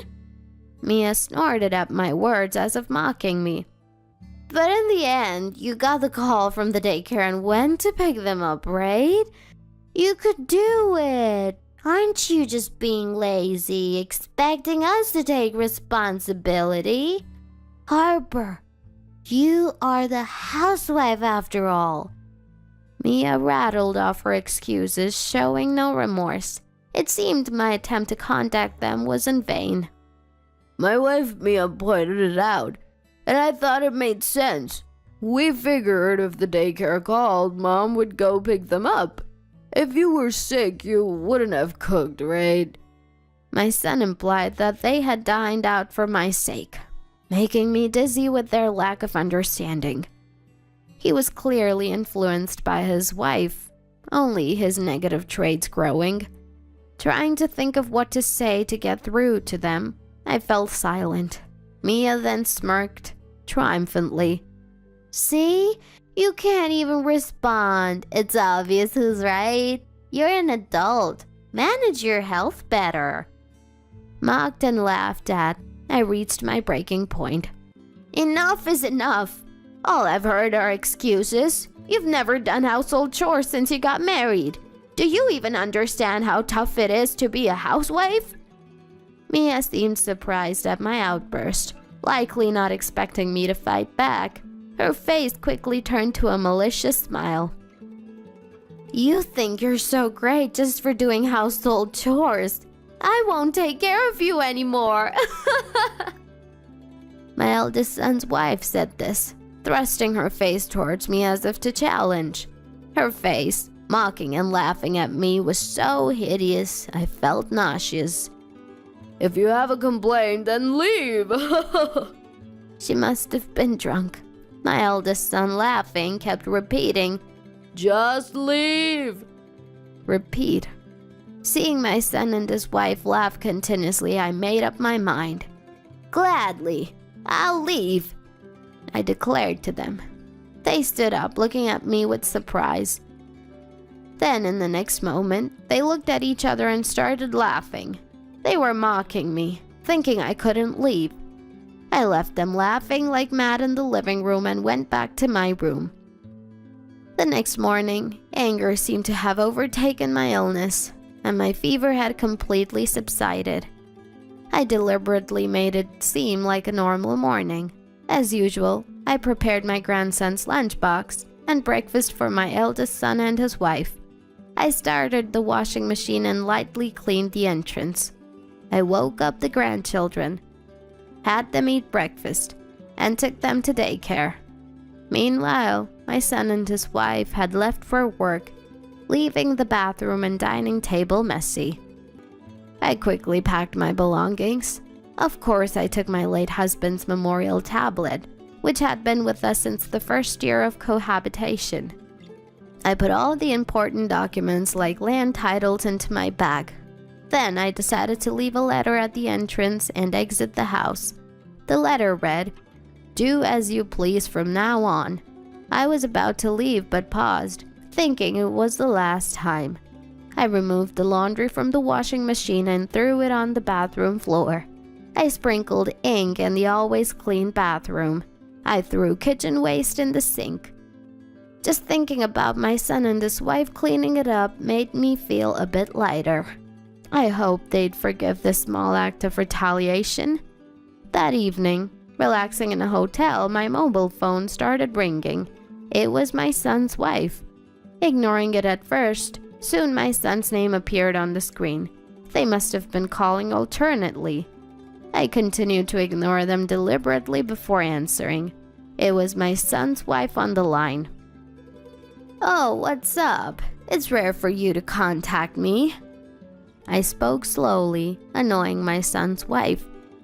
It's not what's up. What's going on at home? The garbage stinks. The bathroom is flooded. What's all this? For a housewife, where have you gone? She yelled with such ferocity I had to move the phone away from my ear. She was clearly infuriated by the mess I left behind. That's why I told you to do as you pleased. It was you who told me to leave, remember? I replied in a provocative tone. I could hear my son's wife grinding her teeth. Harper, if you come back now, I'll pretend today never happened. Realizing I had no intention of returning, she spoke in a cajoling voice, adding she would even take care of me. Her attitude, always mentioning caregiving, had always bothered me. Mia, thank you, but it's okay. I can solve caregiving with money, so I won't bother you. Don't worry. But I'm more concerned about you. You've been using my pension for living expenses, right? From now on, you'll have to manage on your own. Since we started living together, they never once contributed to household expenses. I paid for everything from my pension. Food, utilities, everything. I had savings for retirement, so I wasn't worried about my future. The problem was with my son and his wife. On weekends, they would leave the children and gamble. When they won, they spent lavishly. When they lost, they'd come home to me for money. They clearly had no savings, living like children, treating their earnings as personal pocket money. They bought branded goods but dressed their children in hand-me-downs. I couldn't tolerate such a lifestyle. What's wrong with that? We had work too. What's wrong with spending the money we earn? That's so unfair. When I advised them to change their lifestyle, my son's wife retorted. Talking to her felt like dealing with a rebellious teenager. The children are attached to you, Harper. They might be crying right now because you didn't pick them up. Isn't that sad? I sighed in exasperation as my eldest son's wife used the children as leverage. It was clear they hadn't picked them up. She thought she had hit a nerve as I remained silent. The atmosphere palpable even through the phone. You can feel the atmosphere through your mobile phone. But I had made arrangements. Don't worry, the children are at your parents' house. I visited and left them there. Huh?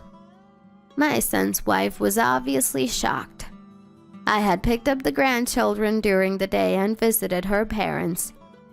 I confided everything that had happened to them, expressing my decision to leave but expressing concern for the grandchildren. Your parents have agreed to take care of them for a while. My eldest son's wife is speechless. She was speechless, as her biggest weakness was her parents. They are very strict and she's still afraid of them. When I told them everything, they bowed deeply in apology. I was worried they wouldn't believe me, but they did. About my eldest son's wife. Ever since she was young, she had these issues, they murmured apologetically. To the stunned silence of my son's wife, I said, "Well then," and ended the call. I ignored multiple calls from my son afterward. The next day I was having coffee at my son's wife's parents' house. The grandchildren were having a great time with their grandparents. Spotting me, they ran over. "Let's stay together tonight," he said. We shared a laugh at this adorable suggestion. Our peaceful time was disrupted by the sound of the door opening roughly. My son and his wife entered without greeting. Surprised to see me. "Why is Harper here?" my son's wife asked in a strained voice. "Yesterday we had a long talk and got along well. I'm just visiting today. Have you finished cleaning the house yet?" She glared at me as I answered. Then, turning to her parents, she began. "Harper has a habit of lying," she pleaded. "Don't believe what she said. She's known for her lies and spreading bad rumors about me in the neighborhood." She desperately tried to sway her parents to her side. However, her parents had a look of, "Not this again." As we remained silent, she continued, fabricating stories and tearfully claiming she had been managing both housework and her job. I almost admired her acting skills. "It's you who lies. How many times have you deceived us?" Her dad finally spoke.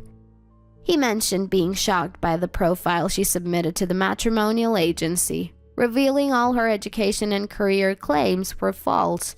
Even my son was surprised. "Huh?" I exclaimed. It turned out she hadn't even attended university, dropping out of a vocational school and then enjoying an unemployed life. Her parents had gotten her the current job through connections. All her boasts about her education were lies. Confronted by my son, "Is that true?" she covered her ears. "No, it's a lie!" She continued to shout. Her parents sighed and said, "She's always been like this when things go against her." Said, I thought she might truly believe her fantasies were real. "We need to talk about the future. Also, the family home will be put up for sale, so please vacate within a week." I then informed my son. "What? Stand up." The land originally belonged to my parents, and after my husband's passing, the house was in my name. I told my eldest son that whatever he did was up to me. I need to secure funds for my retirement. You being a father should take more responsibility for your family." My son looked dejected, while his wife shrank, covering her ears. Later, they vacated the family home and moved into a small apartment. The grandchildren were still being cared for at my son's wife's parents' house. My son, deceived by a fake profile. "I've been tricked," he said, contemplating divorce. My eldest son said he intended to sue the marriage bureau and his wife for damages. He plans to gain custody of the children and has asked to live together again. It seems he has reflected a bit, as he promised to use the alimony to pay off all his debts. The divorce between my son and his wife was a bit contentious, but when her falsified background was brought up, she quickly agreed to the divorce. After the divorce, she apparently returned to her parents' house. Her tendency to fabricate stories worsened, leading to mental instability, and I heard she'll soon be admitted to a hospital. After the divorce was finalized, I bought a small two-family home, a new build. Due to my age, it was difficult to purchase it alone, so my son also helped. Now I'm living with my 2 grandchildren and my son. He has become more cooperative with household chores. He's trying to improve his lifestyle and become a father worthy of respect. When I tell him to be careful with his choice of wife in the future, he makes a troubled face and says, "I understand," replied the eldest son. I'm convinced that these unpleasant memories will soon turn into laughing matters. Andrew was getting married, Mom said. The moment I heard her words, I was filled with mixed emotions of joy and loneliness. My name is Emily, and I'm 30 years old. My brother Andrew is 5 years older. Andrew was always kind and intelligent. He took care of me whenever our working parents were busy. I've been fond of him since childhood. I was in my senior year of college when I heard from Mom that Andrew was getting married. I waited for his arrival with mixed feelings, knowing that he would bring his fiancée. But when I met Andrew's girlfriend, these complicated feelings disappeared. Her name is Jennifer, beautiful and kind, always smiling and talking to me. She's perfect for Andrew, and I thought I could get along with her well. Surely the whole family felt the same, and blessed Andrew. But who could have imagined what would happen next? After the wedding, Andrew and his wife asked to stay with us for a while to save money for their own place. With me being at college and part-time work, and our parents often away at their jobs, we thought it wouldn't be much of an issue. Jennifer got along well with my parents and quickly became part of the family. However, I began to feel distrust towards Jennifer. It started with small things. I had my favorite shampoo, but I noticed it smelled on her. When I told her not to use my things without asking, "I'm sorry, I ran out of mine and ended up using yours." She apologized, but the shampoo kept disappearing quickly. Items from my room started to go missing. When confronted in front of the family, it was usually Jennifer who said, "I couldn't find a pen, and I thought Emily, being a student, would surely have one." Or, "I needed a handkerchief urgently and found one in the laundry, so I borrowed it." And then she would apologize. These were small things, but I have a strong dislike for people touching my belongings, and the stress gradually built up. Half a year later, I was watching TV in the living room on a weekend when Jennifer came in. "Move over," she said brusquely. I was shocked and looked at her. "You're in the way. I prefer if you're not around during the day," she said. Those words made all my pent-up stress explode. "This is my house, you know. You're the one who's staying here," I retorted. Jennifer laughed, not with the warm smile I met her with, but a mocking one. "Still living in your parents' house as an adult? How dependent are you? And now that I'm married, I have the right to live here too. Understand?" She spoke with such absurd logic. Just because you're married, what of it? Just because you're married, what of it? I was born and raised here. What's wrong with living in my parents' house? Then Jennifer mocked me even more. That will keep you from ever getting married. With a face like yours, I doubt you'll ever catch a decent man, but you should at least try to be likable like me. I could almost respect her two-faced nature, but I refuse to deceive others just to be liked. I told her that boldly. I don't want to be like you, Jennifer. You're probably just attracted to Andrew for his title and money. Andrew has always been smart, working for a well-known corporation. Our busy parents have decent jobs too, and I believe we're a relatively affluent family. That's why with a spacious house, having another person living with us isn't too bothersome.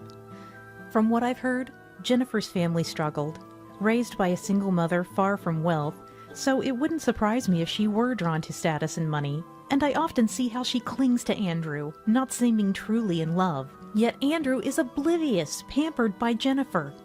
Do you really love Andrew, or did you marry him for other reasons? I asked her. And Jennifer laughed.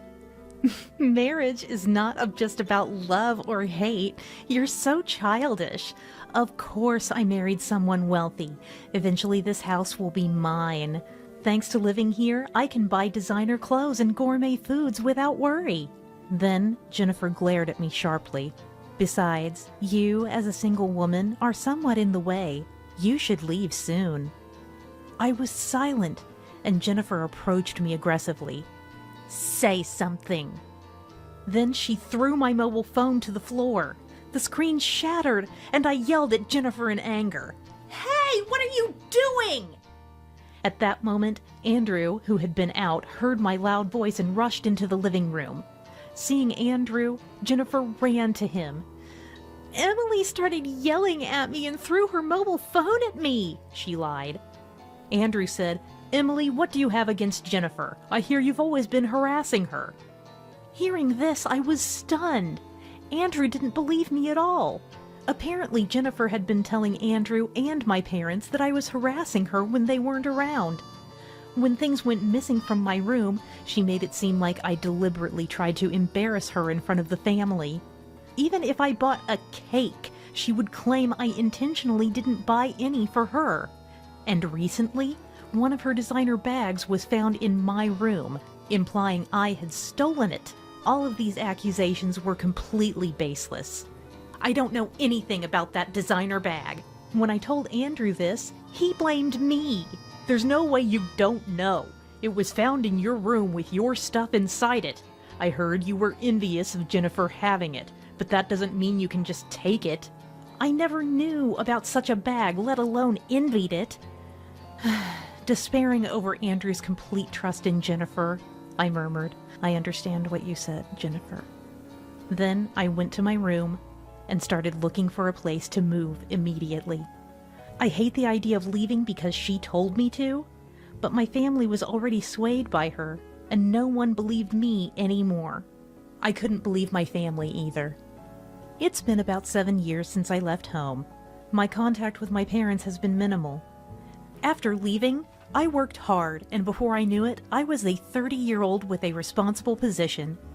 Many have left to get married, but I can't seem to find hope in marriage, all because of Jennifer. I thought it was fine as long as she didn't involve me. But then, unexpectedly, they came.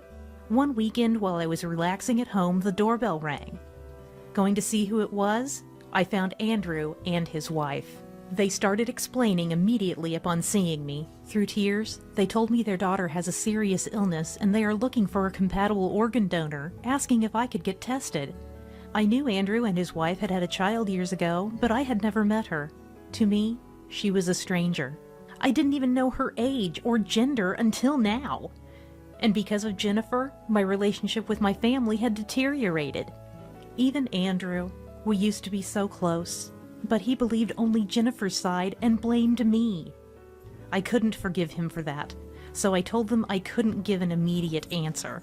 But they pleaded with me just to get tested, and their selfishness made me resent them even more. Because of your lies, I had to leave home. Andrew didn't believe a word I said, did he?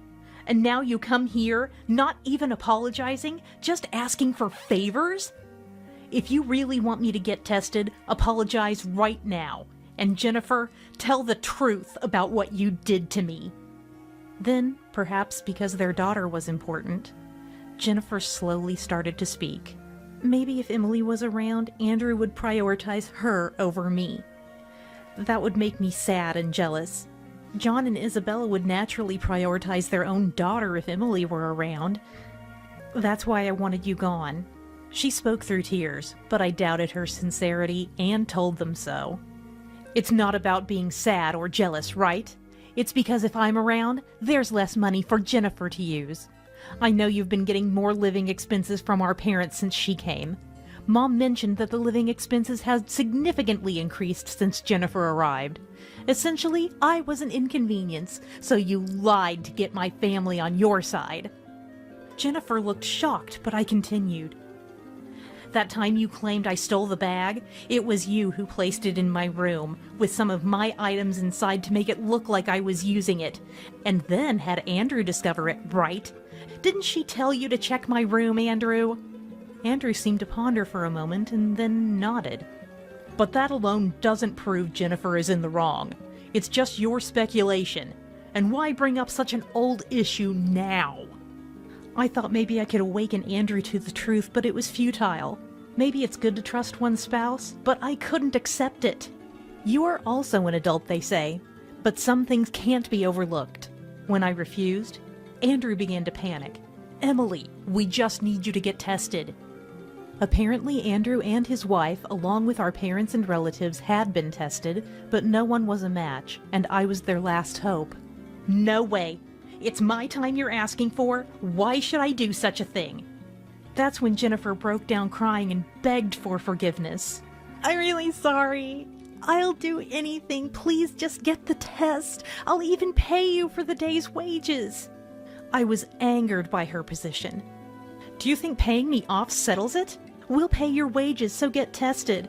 If you're a match, donate. Isn't that a strange request? Besides, you've always disliked me. So if I'm a match, you'd have a part of someone you despise in your daughter. You wouldn't be able to bear that, right? Jennifer looked troubled. Even if it's something from the past, I have no desire to help people who can't apologize for their mistakes, and today proves it. You still won't apologize. You probably still look down on me, but don't mistake it. I won't just comply with whatever you say. I've cut ties with my family since then. You're practically strangers to me. As I moved to close the door, Andrew and his wife tried to stop me. It's pointless to say anything more. I've made up my mind. You may love your daughter, but to me, she's a stranger. Would you normally go through pain and change your plans for a stranger? As I finished, Jennifer started to scream. How cruel! But I didn't waver. Yes, a terrible person like you should never come here again. With that, I closed the door. They are strangers to me now. I have no reason to interact with them. From that day on, calls from Andrews incessantly came in. It was really persistent. I hate needles and despise hospitals. I don't know exactly what the test entails, but it likely involves needles and takes time. I can't endure that, so I definitely will not get tested. Enough already. Don't contact me again. Why don't you think about what you've done? After calling me cruel, you still seek help? If you contact me again, I'll talk to the police. I picked up the phone for the last time to tell Andrew this. Then I blocked calls from him and my family. Yet I still feel a pang of pity for my niece when I see sick children on TV. So I hesitated a little and did some research based on what I heard. It seems that overseas transplants are possible. Even if it costs a fortune, there's a chance for survival. If the child is really important, they'd do anything. Yet Jennifer appeared at my house insisting on the test, so I asked her, "Can't she get a transplant overseas? Why don't you go for that option?" But the answer she gave me was absurd.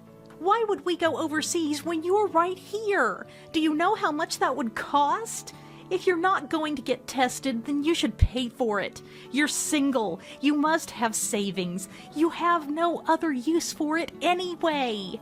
Being yelled at like this on my doorstep, I called the police, and that was the end of it. How can you be so rude when you're asking for help? Enough is enough.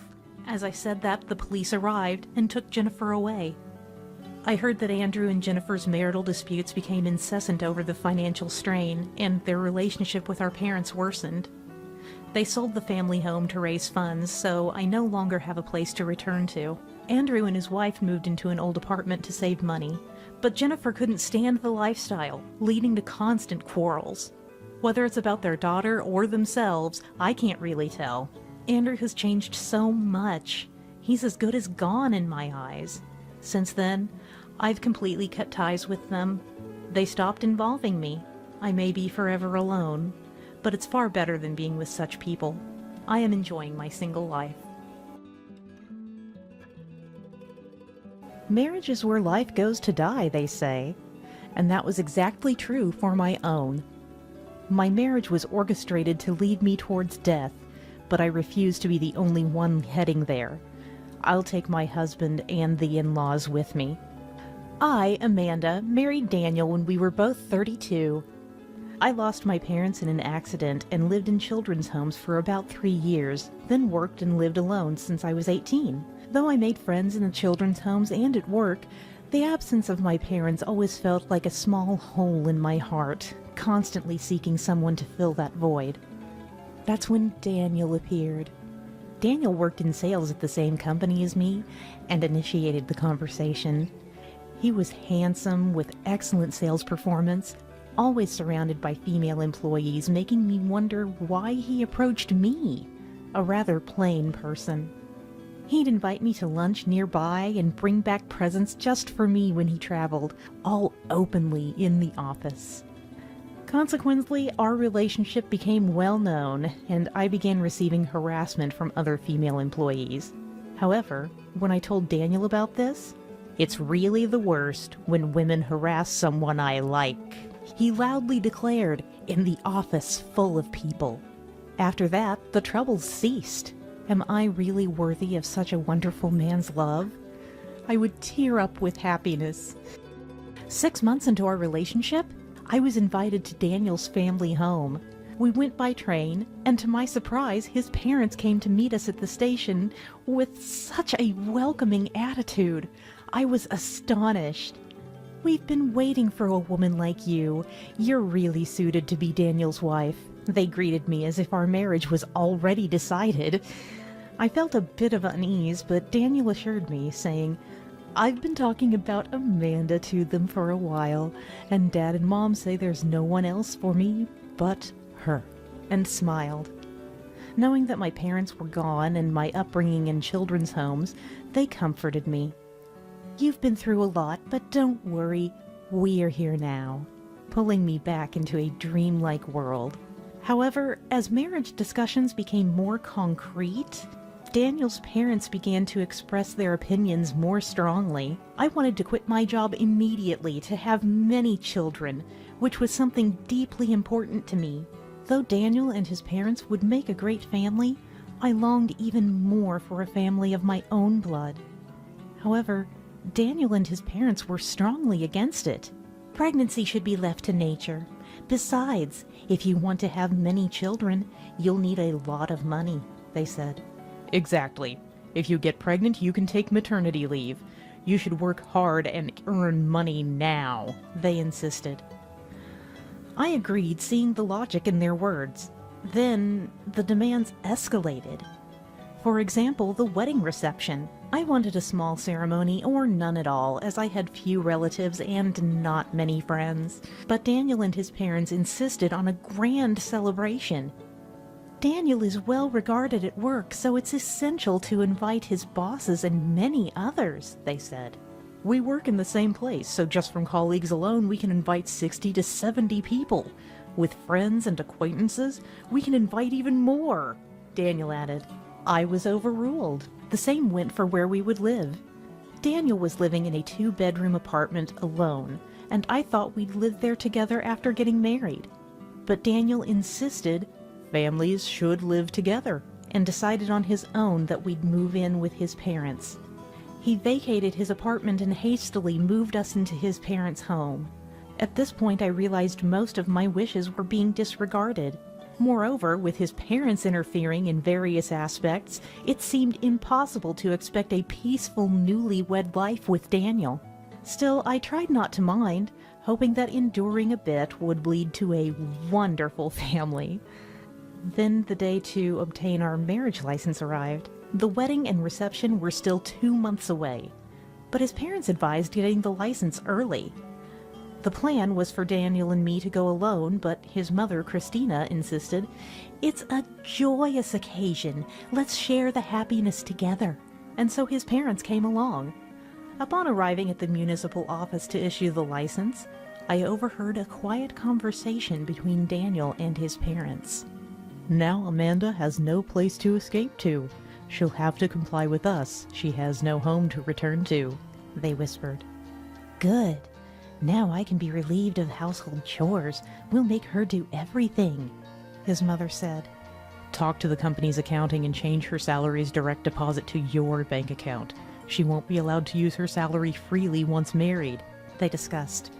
Hearing this, I felt a chill all over. They wanted a free housekeeper in me, thinking that without a family or relatives to turn to, I would obediently serve. The affection Daniel displayed at work was likely a ruse to prevent me from running away. I was determined not to marry. The clerk, who seemed to have overheard the conversation, was looking at me intently. I whispered, audible only to the clerk. "I don't need a marriage license," I said. The clerk, momentarily confused, handed me a blank piece of paper instead of a license. I quickly tucked the paper into my bag and returned to Daniel and his parents, pretending nothing was amiss. Initially, I wanted to confront them about what I heard, but I realized that wouldn't be enough to settle my frustration. "Looking forward to our future together," I said with a smile, while secretly plotting my next move. As expected, their attitude changed from that day. "Now you must serve us 3 as your masters," they demanded. "Let's see your skills in housekeeping. From now on, everything is your responsibility, Amanda. No slacking, or else," they threatened.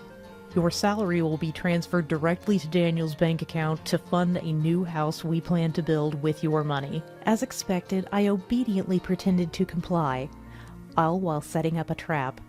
"Daniel, Frank, Christina, how about a trip?" I suggested. "I finally have a family and I'm truly grateful. I'd like to invite the 3 of you on a trip as a token of my appreciation," I added, mentioning a super luxurious hotel. They fell for it, so I arranged everything, eagerly awaiting the day.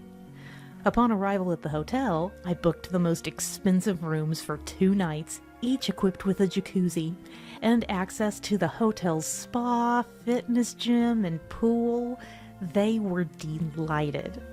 As I assured them, all additional expenses would be settled upon checkout, leading them to splurge on souvenirs and luxuries, including ordering copious amounts of expensive wine and whiskey with room service later on.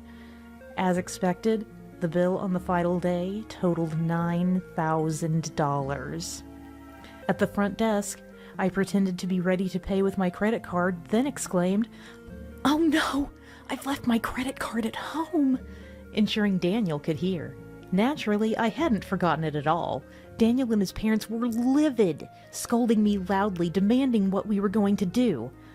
I then turned to Daniel. "I'm so sorry.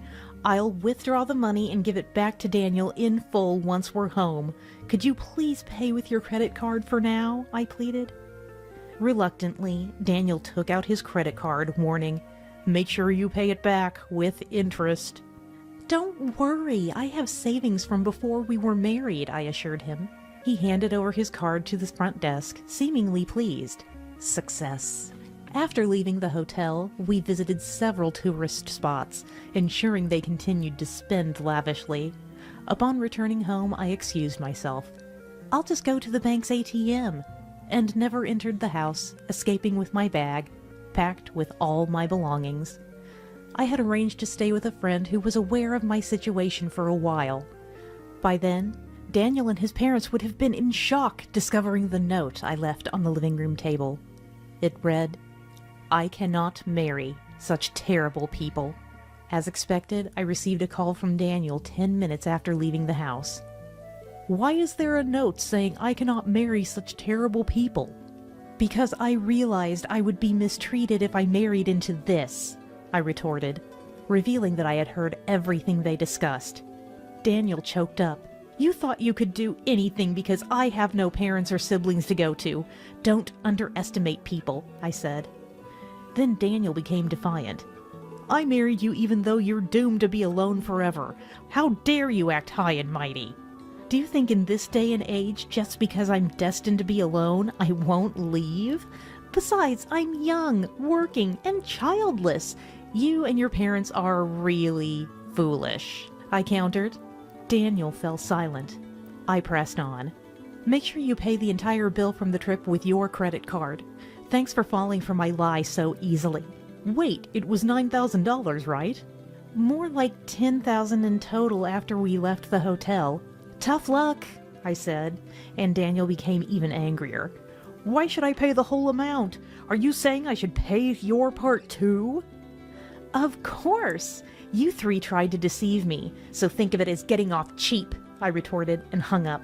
Daniel, who had been spending all his salary expecting to use mine, had little savings. The same likely went for his spendthrift parents, so paying off $10,000 wouldn't be easy for them. I was curious to see how they'd manage. Later, I received a substantial settlement from Daniel as an apology for what amounted to marriage fraud.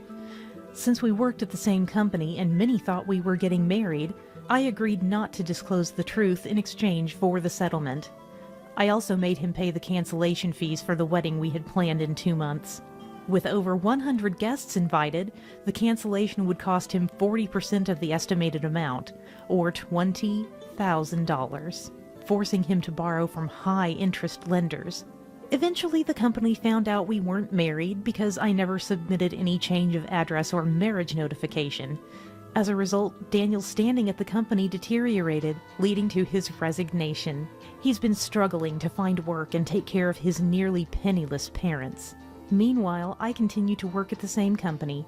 Initially, I was the subject of curiosity and sympathy, but now I've settled into my routine without much gossip. Maybe I'll start looking for a partner after a while.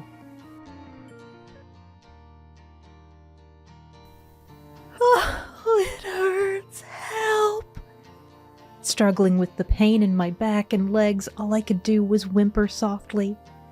Just as I returned to my apartment and entered the parking lot, a car that had been stopped in front of me suddenly charged at me at full speed. Hit by the car without a chance to avoid it, a dull thud echoed in the parking area. I hit the asphalt hard with my back and bottom, enduring the pain, and as I did, my thigh hurt so much I couldn't help but wince. I must have cut it on the asphalt when I fell. Blood started seeping out of my thigh. As I was lost in the horrific sight, I heard the sound of a car door opening. Out from the passenger side came my husband, Martin. Martin! Even as I called out his name with a trembling voice, he wouldn't meet my eyes. Walking to the front of the car, Martin's gaze was fixed only on the bumper that had hit me. He examined every inch of the car, not responding to any of my calls. When he finally stood up, he turned to the driver's seat with a gentle smile and said, "The car's not damaged. Are you okay, Mom? Must have been a shock." It seemed that to Martin, the sight of me bleeding was less important than Jasmine, his mother, who was pale in the driver's seat. A deep anger welled up inside me. And then... My name is Charlotte. I'm a 25-year-old office worker. I moved from the countryside to attend a city university and ended up working at a company near the university. I started dating Martin, a salesman visiting our company, and we had just gotten married a month ago. Charlotte, even if you continue working, what should we do about where to live? Maybe it's time to start thinking about building a house, Martin would say. We don't have to decide right now. Let's rent an apartment and then look for a plot of land or discuss what kind of house we want. But I do want to live in a detached house someday, so let's start saving for it, I replied. We were happy, just talking about the future. Martin was an only child. His family was just his mother, as his father had passed away a few years ago, and he had been living at home. We, about to get married, were looking at various apartments, but then Jasmine, his mother, suggested we move in with her. I was hesitant about moving in right after getting married, but Martin quickly communicated our decision not to live with Jasmine. He expressed his concern about leaving Jasmine alone and suggested renting a house near his parents' home instead. Thinking this was better than living together, I agreed. So we decided to rent an apartment within walking distance of his mother's home. Charlotte, thank you so much. I'm so happy to have you both nearby. After my husband passed away, living with just Martin was reassuring, but if I lost him too, I'd feel so anxious, so I'm truly grateful. Thank you, Jasmine. I'm glad you're nearby too. And this meal is really delicious. I appreciate it. It's nothing, dear. Food tastes better when there's more of it, so don't worry about it. Because we lived within walking distance, Jasmine frequently checked in on us. Both of us were busy working, and during peak seasons, we'd come home late. Knowing this, Jasmine would bring over home-cooked meals once a week. Honestly, our late-night returns being a norm during busy periods, having dinner prepared by Jasmine was a relief. Jasmine was kind and a good person, and I felt happy to have married into such a family. Even my mother had been pleased with Martin and Jasmine from the time of the family meeting. What wonderful, good people they are, she said. Martin and I were enjoying our newlywed life, getting along well even after marriage. We often went for drives on weekends. Martin was someone who loved cars, owning a vehicle he was particularly fond of. Martin really loves cars, doesn't he? You're the first person I've met who's this passionate about them. Really? Isn't my car always clean? I think it's important to keep it nice, especially when I'm driving Charlotte around. As Martin said, riding in a clean car indeed feels good. I loved these moments with Martin. I believed they would continue forever, without a doubt. But about a month after we got married, I started feeling like these happy days might be at risk. Mom, stop it. I'm not a child. I can eat by myself. I'm fine. But look, if Martin hurts his hand, it won't be good. He needs his hand for his computer work. I know, but Charlotte is here too. It's okay. We always eat like this. Let me do it for you. On this day, Jasmine had brought crab to our house. She meticulously peeled the crab meat and handed it to Martin. I watched this scene from the kitchen, feeling a bit perplexed. Martin is the same age as me. He can certainly eat crab by himself, and even though he uses his computer for work as a salesperson who actively goes out to earn, it's not a critical issue. In fact, when he ate crab with me, he peeled and ate it himself without any problem. Martin, this one has a lot of meat. Open up. I can eat by myself.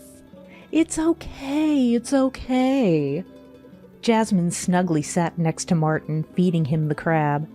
Honestly, I thought he could eat it himself without needing to be that close. I began to notice how unusually close Martin and Jasmine were from that day. Once I started feeling that way, every little thing began to bother me. I'm going to take Mom to her lesson today. What? But we had plans to go to the movies this evening, remember? I even bought the tickets. Sorry. The movie will come out on DVD or something later, so let's just watch it then. Since you bought tickets, why don't you go watch it by yourself for now? He may not be a total mama's boy, but for some reason, Martin always seemed to do whatever Jasmine asked. Not long ago, Jasmine suddenly called wanting pizza in the evening. We had plans to go out for steak that day. We were ready to leave, standing at the front door when the call came. I thought we'd all go for pizza together, but Martin left me with, "Sorry, go have steak by yourself," and went to pick up Jasmine. When I complained to Martin upon his return, he said he'd be more careful next time. But nothing really changed. Martin continued to prioritize Jasmine whenever our plans clashed for whatever reason. And Jasmine accepted it as if it were her due. In fact, she seemed to try and stay close to Martin as much as possible. Apparently, at Martin's request, Jasmine started delivering dinner to our house and often stayed to eat with us. It became a routine occurrence once or twice a week, no matter how much I protested that it must be a burden for Jasmine. "It's okay, I live nearby," she'd say with no sign of stopping. Moreover, we were often invited to tea parties or meals at the in-laws' house on weekends. Naturally, our time as a couple dwindled, and I couldn't find time for household chores I'd planned to do over the weekend. If I suggested Martin go alone, Jasmine would insist on inviting me as well. Whether she came to our house or we called on the in-laws, the implications were the same. Jasmine began to criticize my housekeeping. "Charlotte, I know you both work, but you should at least prepare a proper dinner. Relying on ready-made meals is just not acceptable for a housewife." "I'm sorry, when I get home late, Martin prefers to pick up his favorite ready-made meals." Hearing my words, Jasmine's eyes widened in shock. "What's this? Not only do you barely cook, but you have Martin picking up dinner? Can't believe it! Do you even realize how busy he is? As a wife, you should properly consider your family's nutrition and at least make meals."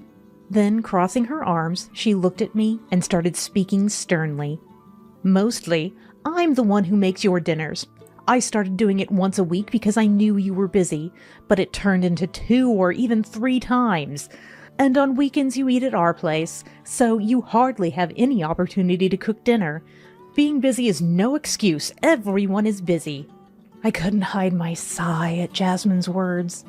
Whose fault does she think it is that I don't even have time to cook dinner anymore? She was the one who imposed meals on us, repeatedly bringing them despite our refusals. As I was about to retort, Martin stepped in front of me and glared. "That's right, Charlotte. Mom's cooking is great, but you can't rely on it all the time. It's too much of a burden for her to bring food over, and it's not healthy to keep eating ready-made meals. Try making something yourself from time to time." "Exactly, Martin. A husband needs to properly discipline his wife, but you know, Martin, it's not like I dislike cooking." "I know, I love your home cooking the best, Mom." And then Jasmine and Martin were in their own world again. Unnoticed were my silence and chill in my gaze. "Charlotte is so young, so I understand some of it is inevitable. Even if she had time, I don't expect her to make delicious food. Probably just makes heavy, unhealthy meals." "That's right. Charlotte likes steak, so she prefers meaty dishes, and she's a bit naive about the world. Meat isn't everything. You need to think about vegetables and have a balanced intake."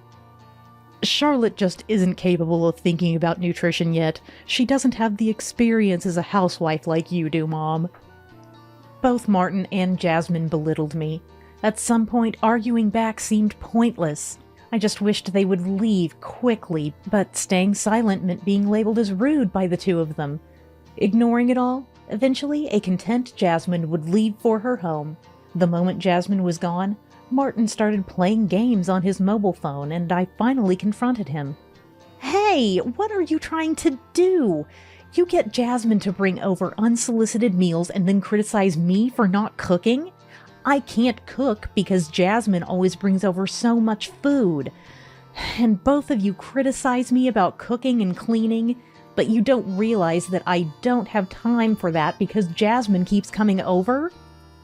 If you want me to do it, then stop calling your mom over. Or if you prefer her so much, why don't you just go back and live with her?" At my words, Martin glanced at me briefly and then laughed mockingly. "What's the matter? Are you jealous? We've been close as a family for years. It's known around the neighborhood. Plus, if you learned from my mom, you could improve your skills too. Don't be cold and say things like don't call her. Just learn from her." "What?" His response was so off the mark that I was left speechless.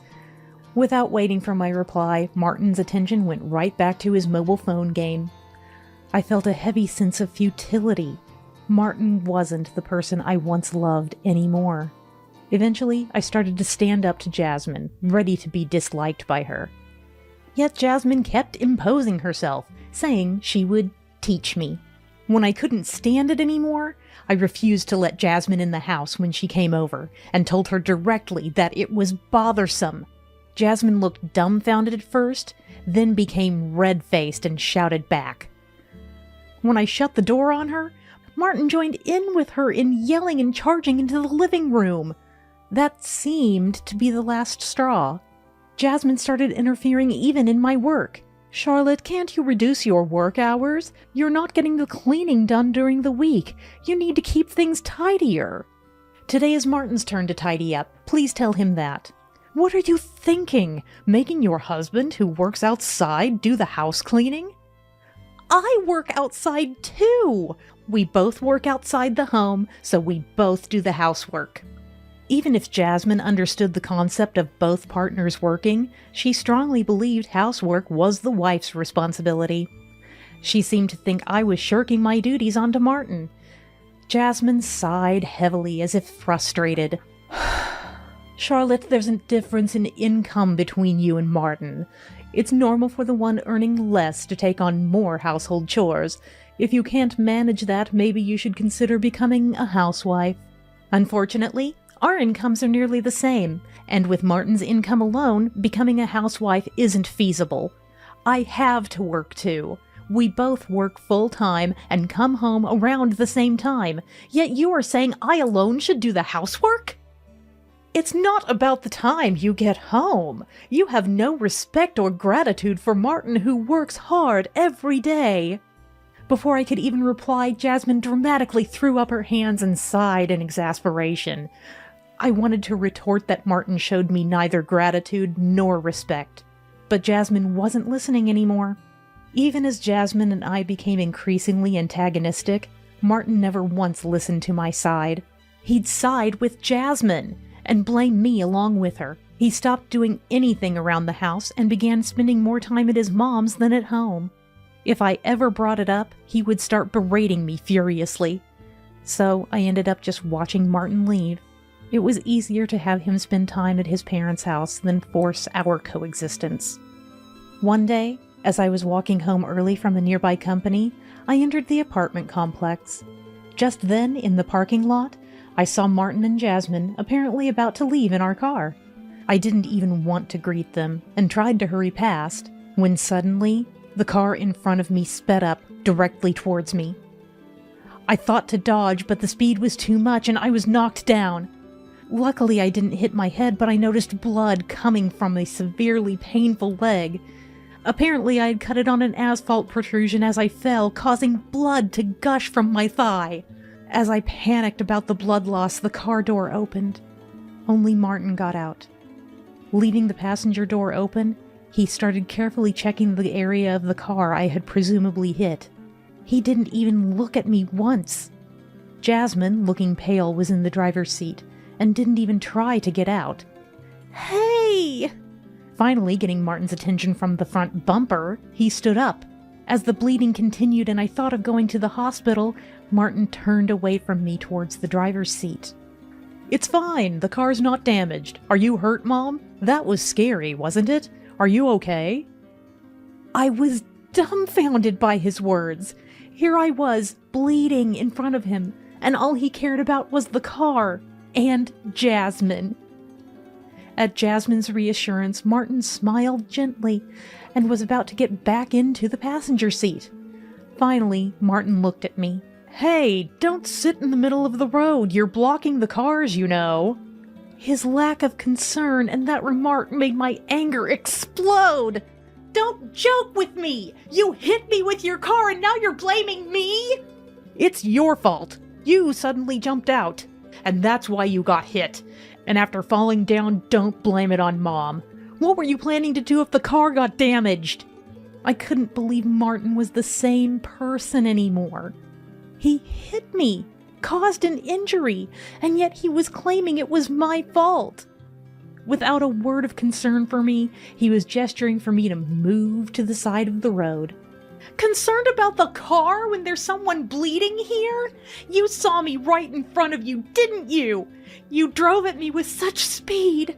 It's wrong to suddenly accelerate in a parking lot. What if I had been someone else? Would you say the same thing to them? Huh? You're not someone else. You're family. Even if I hit you, I'd be the one paying for the repairs, you get that? There's no benefit for me hitting you, understand? No benefit? You're the one who hit me! Why should I be the one getting blamed? As Martin and I were arguing, Jasmine finally got out of the driver's seat. She approached me with a domineering stance, looking down at me. Charlotte, do you have any idea how much Martin's car costs? You were the one who ran into it, and yet you speak like that. The first thing you should do is apologize. I was so astounded by the situation that I was at a loss for words. Despite the car accelerating because of Jasmine's foot on the pedal, somehow she believed I had run into them. Why are you still sitting there with a victim's face? It's all your fault for not walking on the sidewalk. As Martin said, you're the one at fault. That's right, it's Charlotte's fault. Now go back home and take care of things. That's all you can do right now. I was speechless at their words. Jasmine and Martin insisted I had run into the car at high speed. Their absurd claim made my head spin. Impatient with my immobility, Martin dragged me to the side of the road. Ignoring my cries of pain, they drove off. Immediately after, someone rushed to my side. Are you okay? I've called the police. Please get into my car. Let's go to the hospital. The person offering help was a colleague who lived in the same apartment complex. As I was thinking about asking her for a towel to avoid soiling her car due to all the blood, dizziness overcame me again, likely from too much blood loss. I realized the severity of my condition only after receiving treatment at the hospital and explaining everything to the doctors. I was told I needed to stay for a few days, but I hadn't prepared for such an event. Even if I wanted someone from home to bring my things, I wasn't sure if Martin would be there. And even if he was, I didn't want to rely on him. Fortunately, there was a shop in the hospital, so I asked a nurse to make some preparations instead. After notifying my company and thanking the colleague who brought me in, I barely finished when my mobile phone began to vibrate. It was a call from Martin. I had no intention of answering, but accidentally pressed the answer button while talking to my colleague, and Martin's voice came through. Finally picked up. Mom's in a lot of trouble because of you, and you have the nerve to ignore calls from your family? What? Who are you? I don't have a hit-and-run offender in my family, I firmly retorted to Martin's words. What? Now you're calling my mom a hit-and-run driver too? The whole neighborhood is buzzing with rumors that she did a hit-and-run. The police might come, they say. You reported it, didn't you? Admit it was a misunderstanding and apologize to the police and Mom. It's a hit and run if you hit someone and flee, and I didn't report it. As Martin spoke excitedly, I told him it was my colleague who had taken me to the hospital and reported it. He seemed taken aback, a faint click of his tongue audible. Well, you pretending to be the victim and telling the police should clear it all up. Come quickly. I have to be hospitalized. I can't. Besides, you were sitting in the passenger seat, right? Do you really believe I ran into the car and fell? When Martin heard my retort about playing the victim, he was silent for a moment. Then he spoke to me in a scolding tone, as if I were a child. Look, Charlotte, if Mom really made a mistake driving and hit you, what do you think would happen? She might become too scared to ever drive again. Don't you think that's pitiful? That doesn't make sense. Someone who drives that dangerously shouldn't be driving at all. Why do you have to say it like that? Just tell the police you weren't looking either, and it's all settled. Don't you get it? Families help each other when they're in trouble. I sighed deeply at what felt like a hopeless conversation. Your idea of family and mine are very different. I'll be sending divorce papers once I'm discharged, so be prepared. I need to end this call now. The police will be interviewing me. Hey, why does a problem between you and Mom lead to us getting divorced? I cut off the call, unable to contain my anger any longer. To calm down, I took several deep breaths and began planning my return to my parental home. I would need to take a plane and a ferry to get there, a long journey, but I no longer had a choice. I had been preparing for the possibility of divorce, so packing my things wouldn't be a problem. I gave my mom keys to my house so she could collect my belongings during the weekdays when Martin was likely absent. During my hospital stay, the police came for an interview. It turns out the apartment's security cameras caught me being hit, providing evidence that could lead to Jasmine's arrest. By the time I was discharged from the hospital, Jasmine had been arrested. Apparently, when the police went to the family home to inquire, Jasmine tried to flee and was quickly apprehended. As for me, I returned to my parental home with my belongings my mother collected, not intending to go back to my house. I resigned from my job, looking to start anew in the countryside. The warm send-off I received when I visited my company to say goodbye contributed to my positive outlook. A few days later, when I initiated divorce proceedings through a lawyer, Martin vehemently refused. He even showed up at my parents' doorstep, but my dad firmly sent him away. Despite Martin's repeated claims of misunderstanding, the evidence was already against them, making any chance of absolving Jasmine's crime impossible. Dad, incensed by Martin's incessant cries of family, furiously slammed the door shut. "This fool! Never call my daughter family again! Get out of here!" Martin still tried to pry open the door, but then suddenly turned around. A group of imposing, well-built neighbors stared him down with stern looks. Startled, Martin dashed off towards the harbor, likely shaking at the ferry terminal while waiting for the next boat. Eventually, my divorce from Martin was finalized. It turned out that not only Jasmine, who was driving, but also Martin, who was the passenger, were under investigation for hit and run. Unlike Jasmine, who fled and was apprehended, Martin cooperated with the police and was under house arrest, a more lenient form of investigation without physical detention. However, due to my moving away by plane and ferry to my parental home, they considered there was a risk of fleeing, leading to a similar treatment as Jasmine. Perhaps by showing willingness to comply with the divorce, Martin was trying to indicate his remorse. But as long as the divorce was finalized, I was content. The colleague who informed me about the proceedings said that Martin and Jasmine's case had become the talk of the neighborhood. A husband who worries about the mother who hit his wife more than the wife herself? The worst parent and child duo for hit and run. Both parent and child arrested. It seems to be the talk of the town every day. With Martin and Jasmine now unreachable, my only recourse was to proceed through my lawyer. Not that I minded, as I preferred not to see their faces again. Future dealings with their insurance company, police investigations, and whether the prosecution would proceed were expected to be time-consuming. My only wish was for a swift resolution, so that I would never have to contact them again.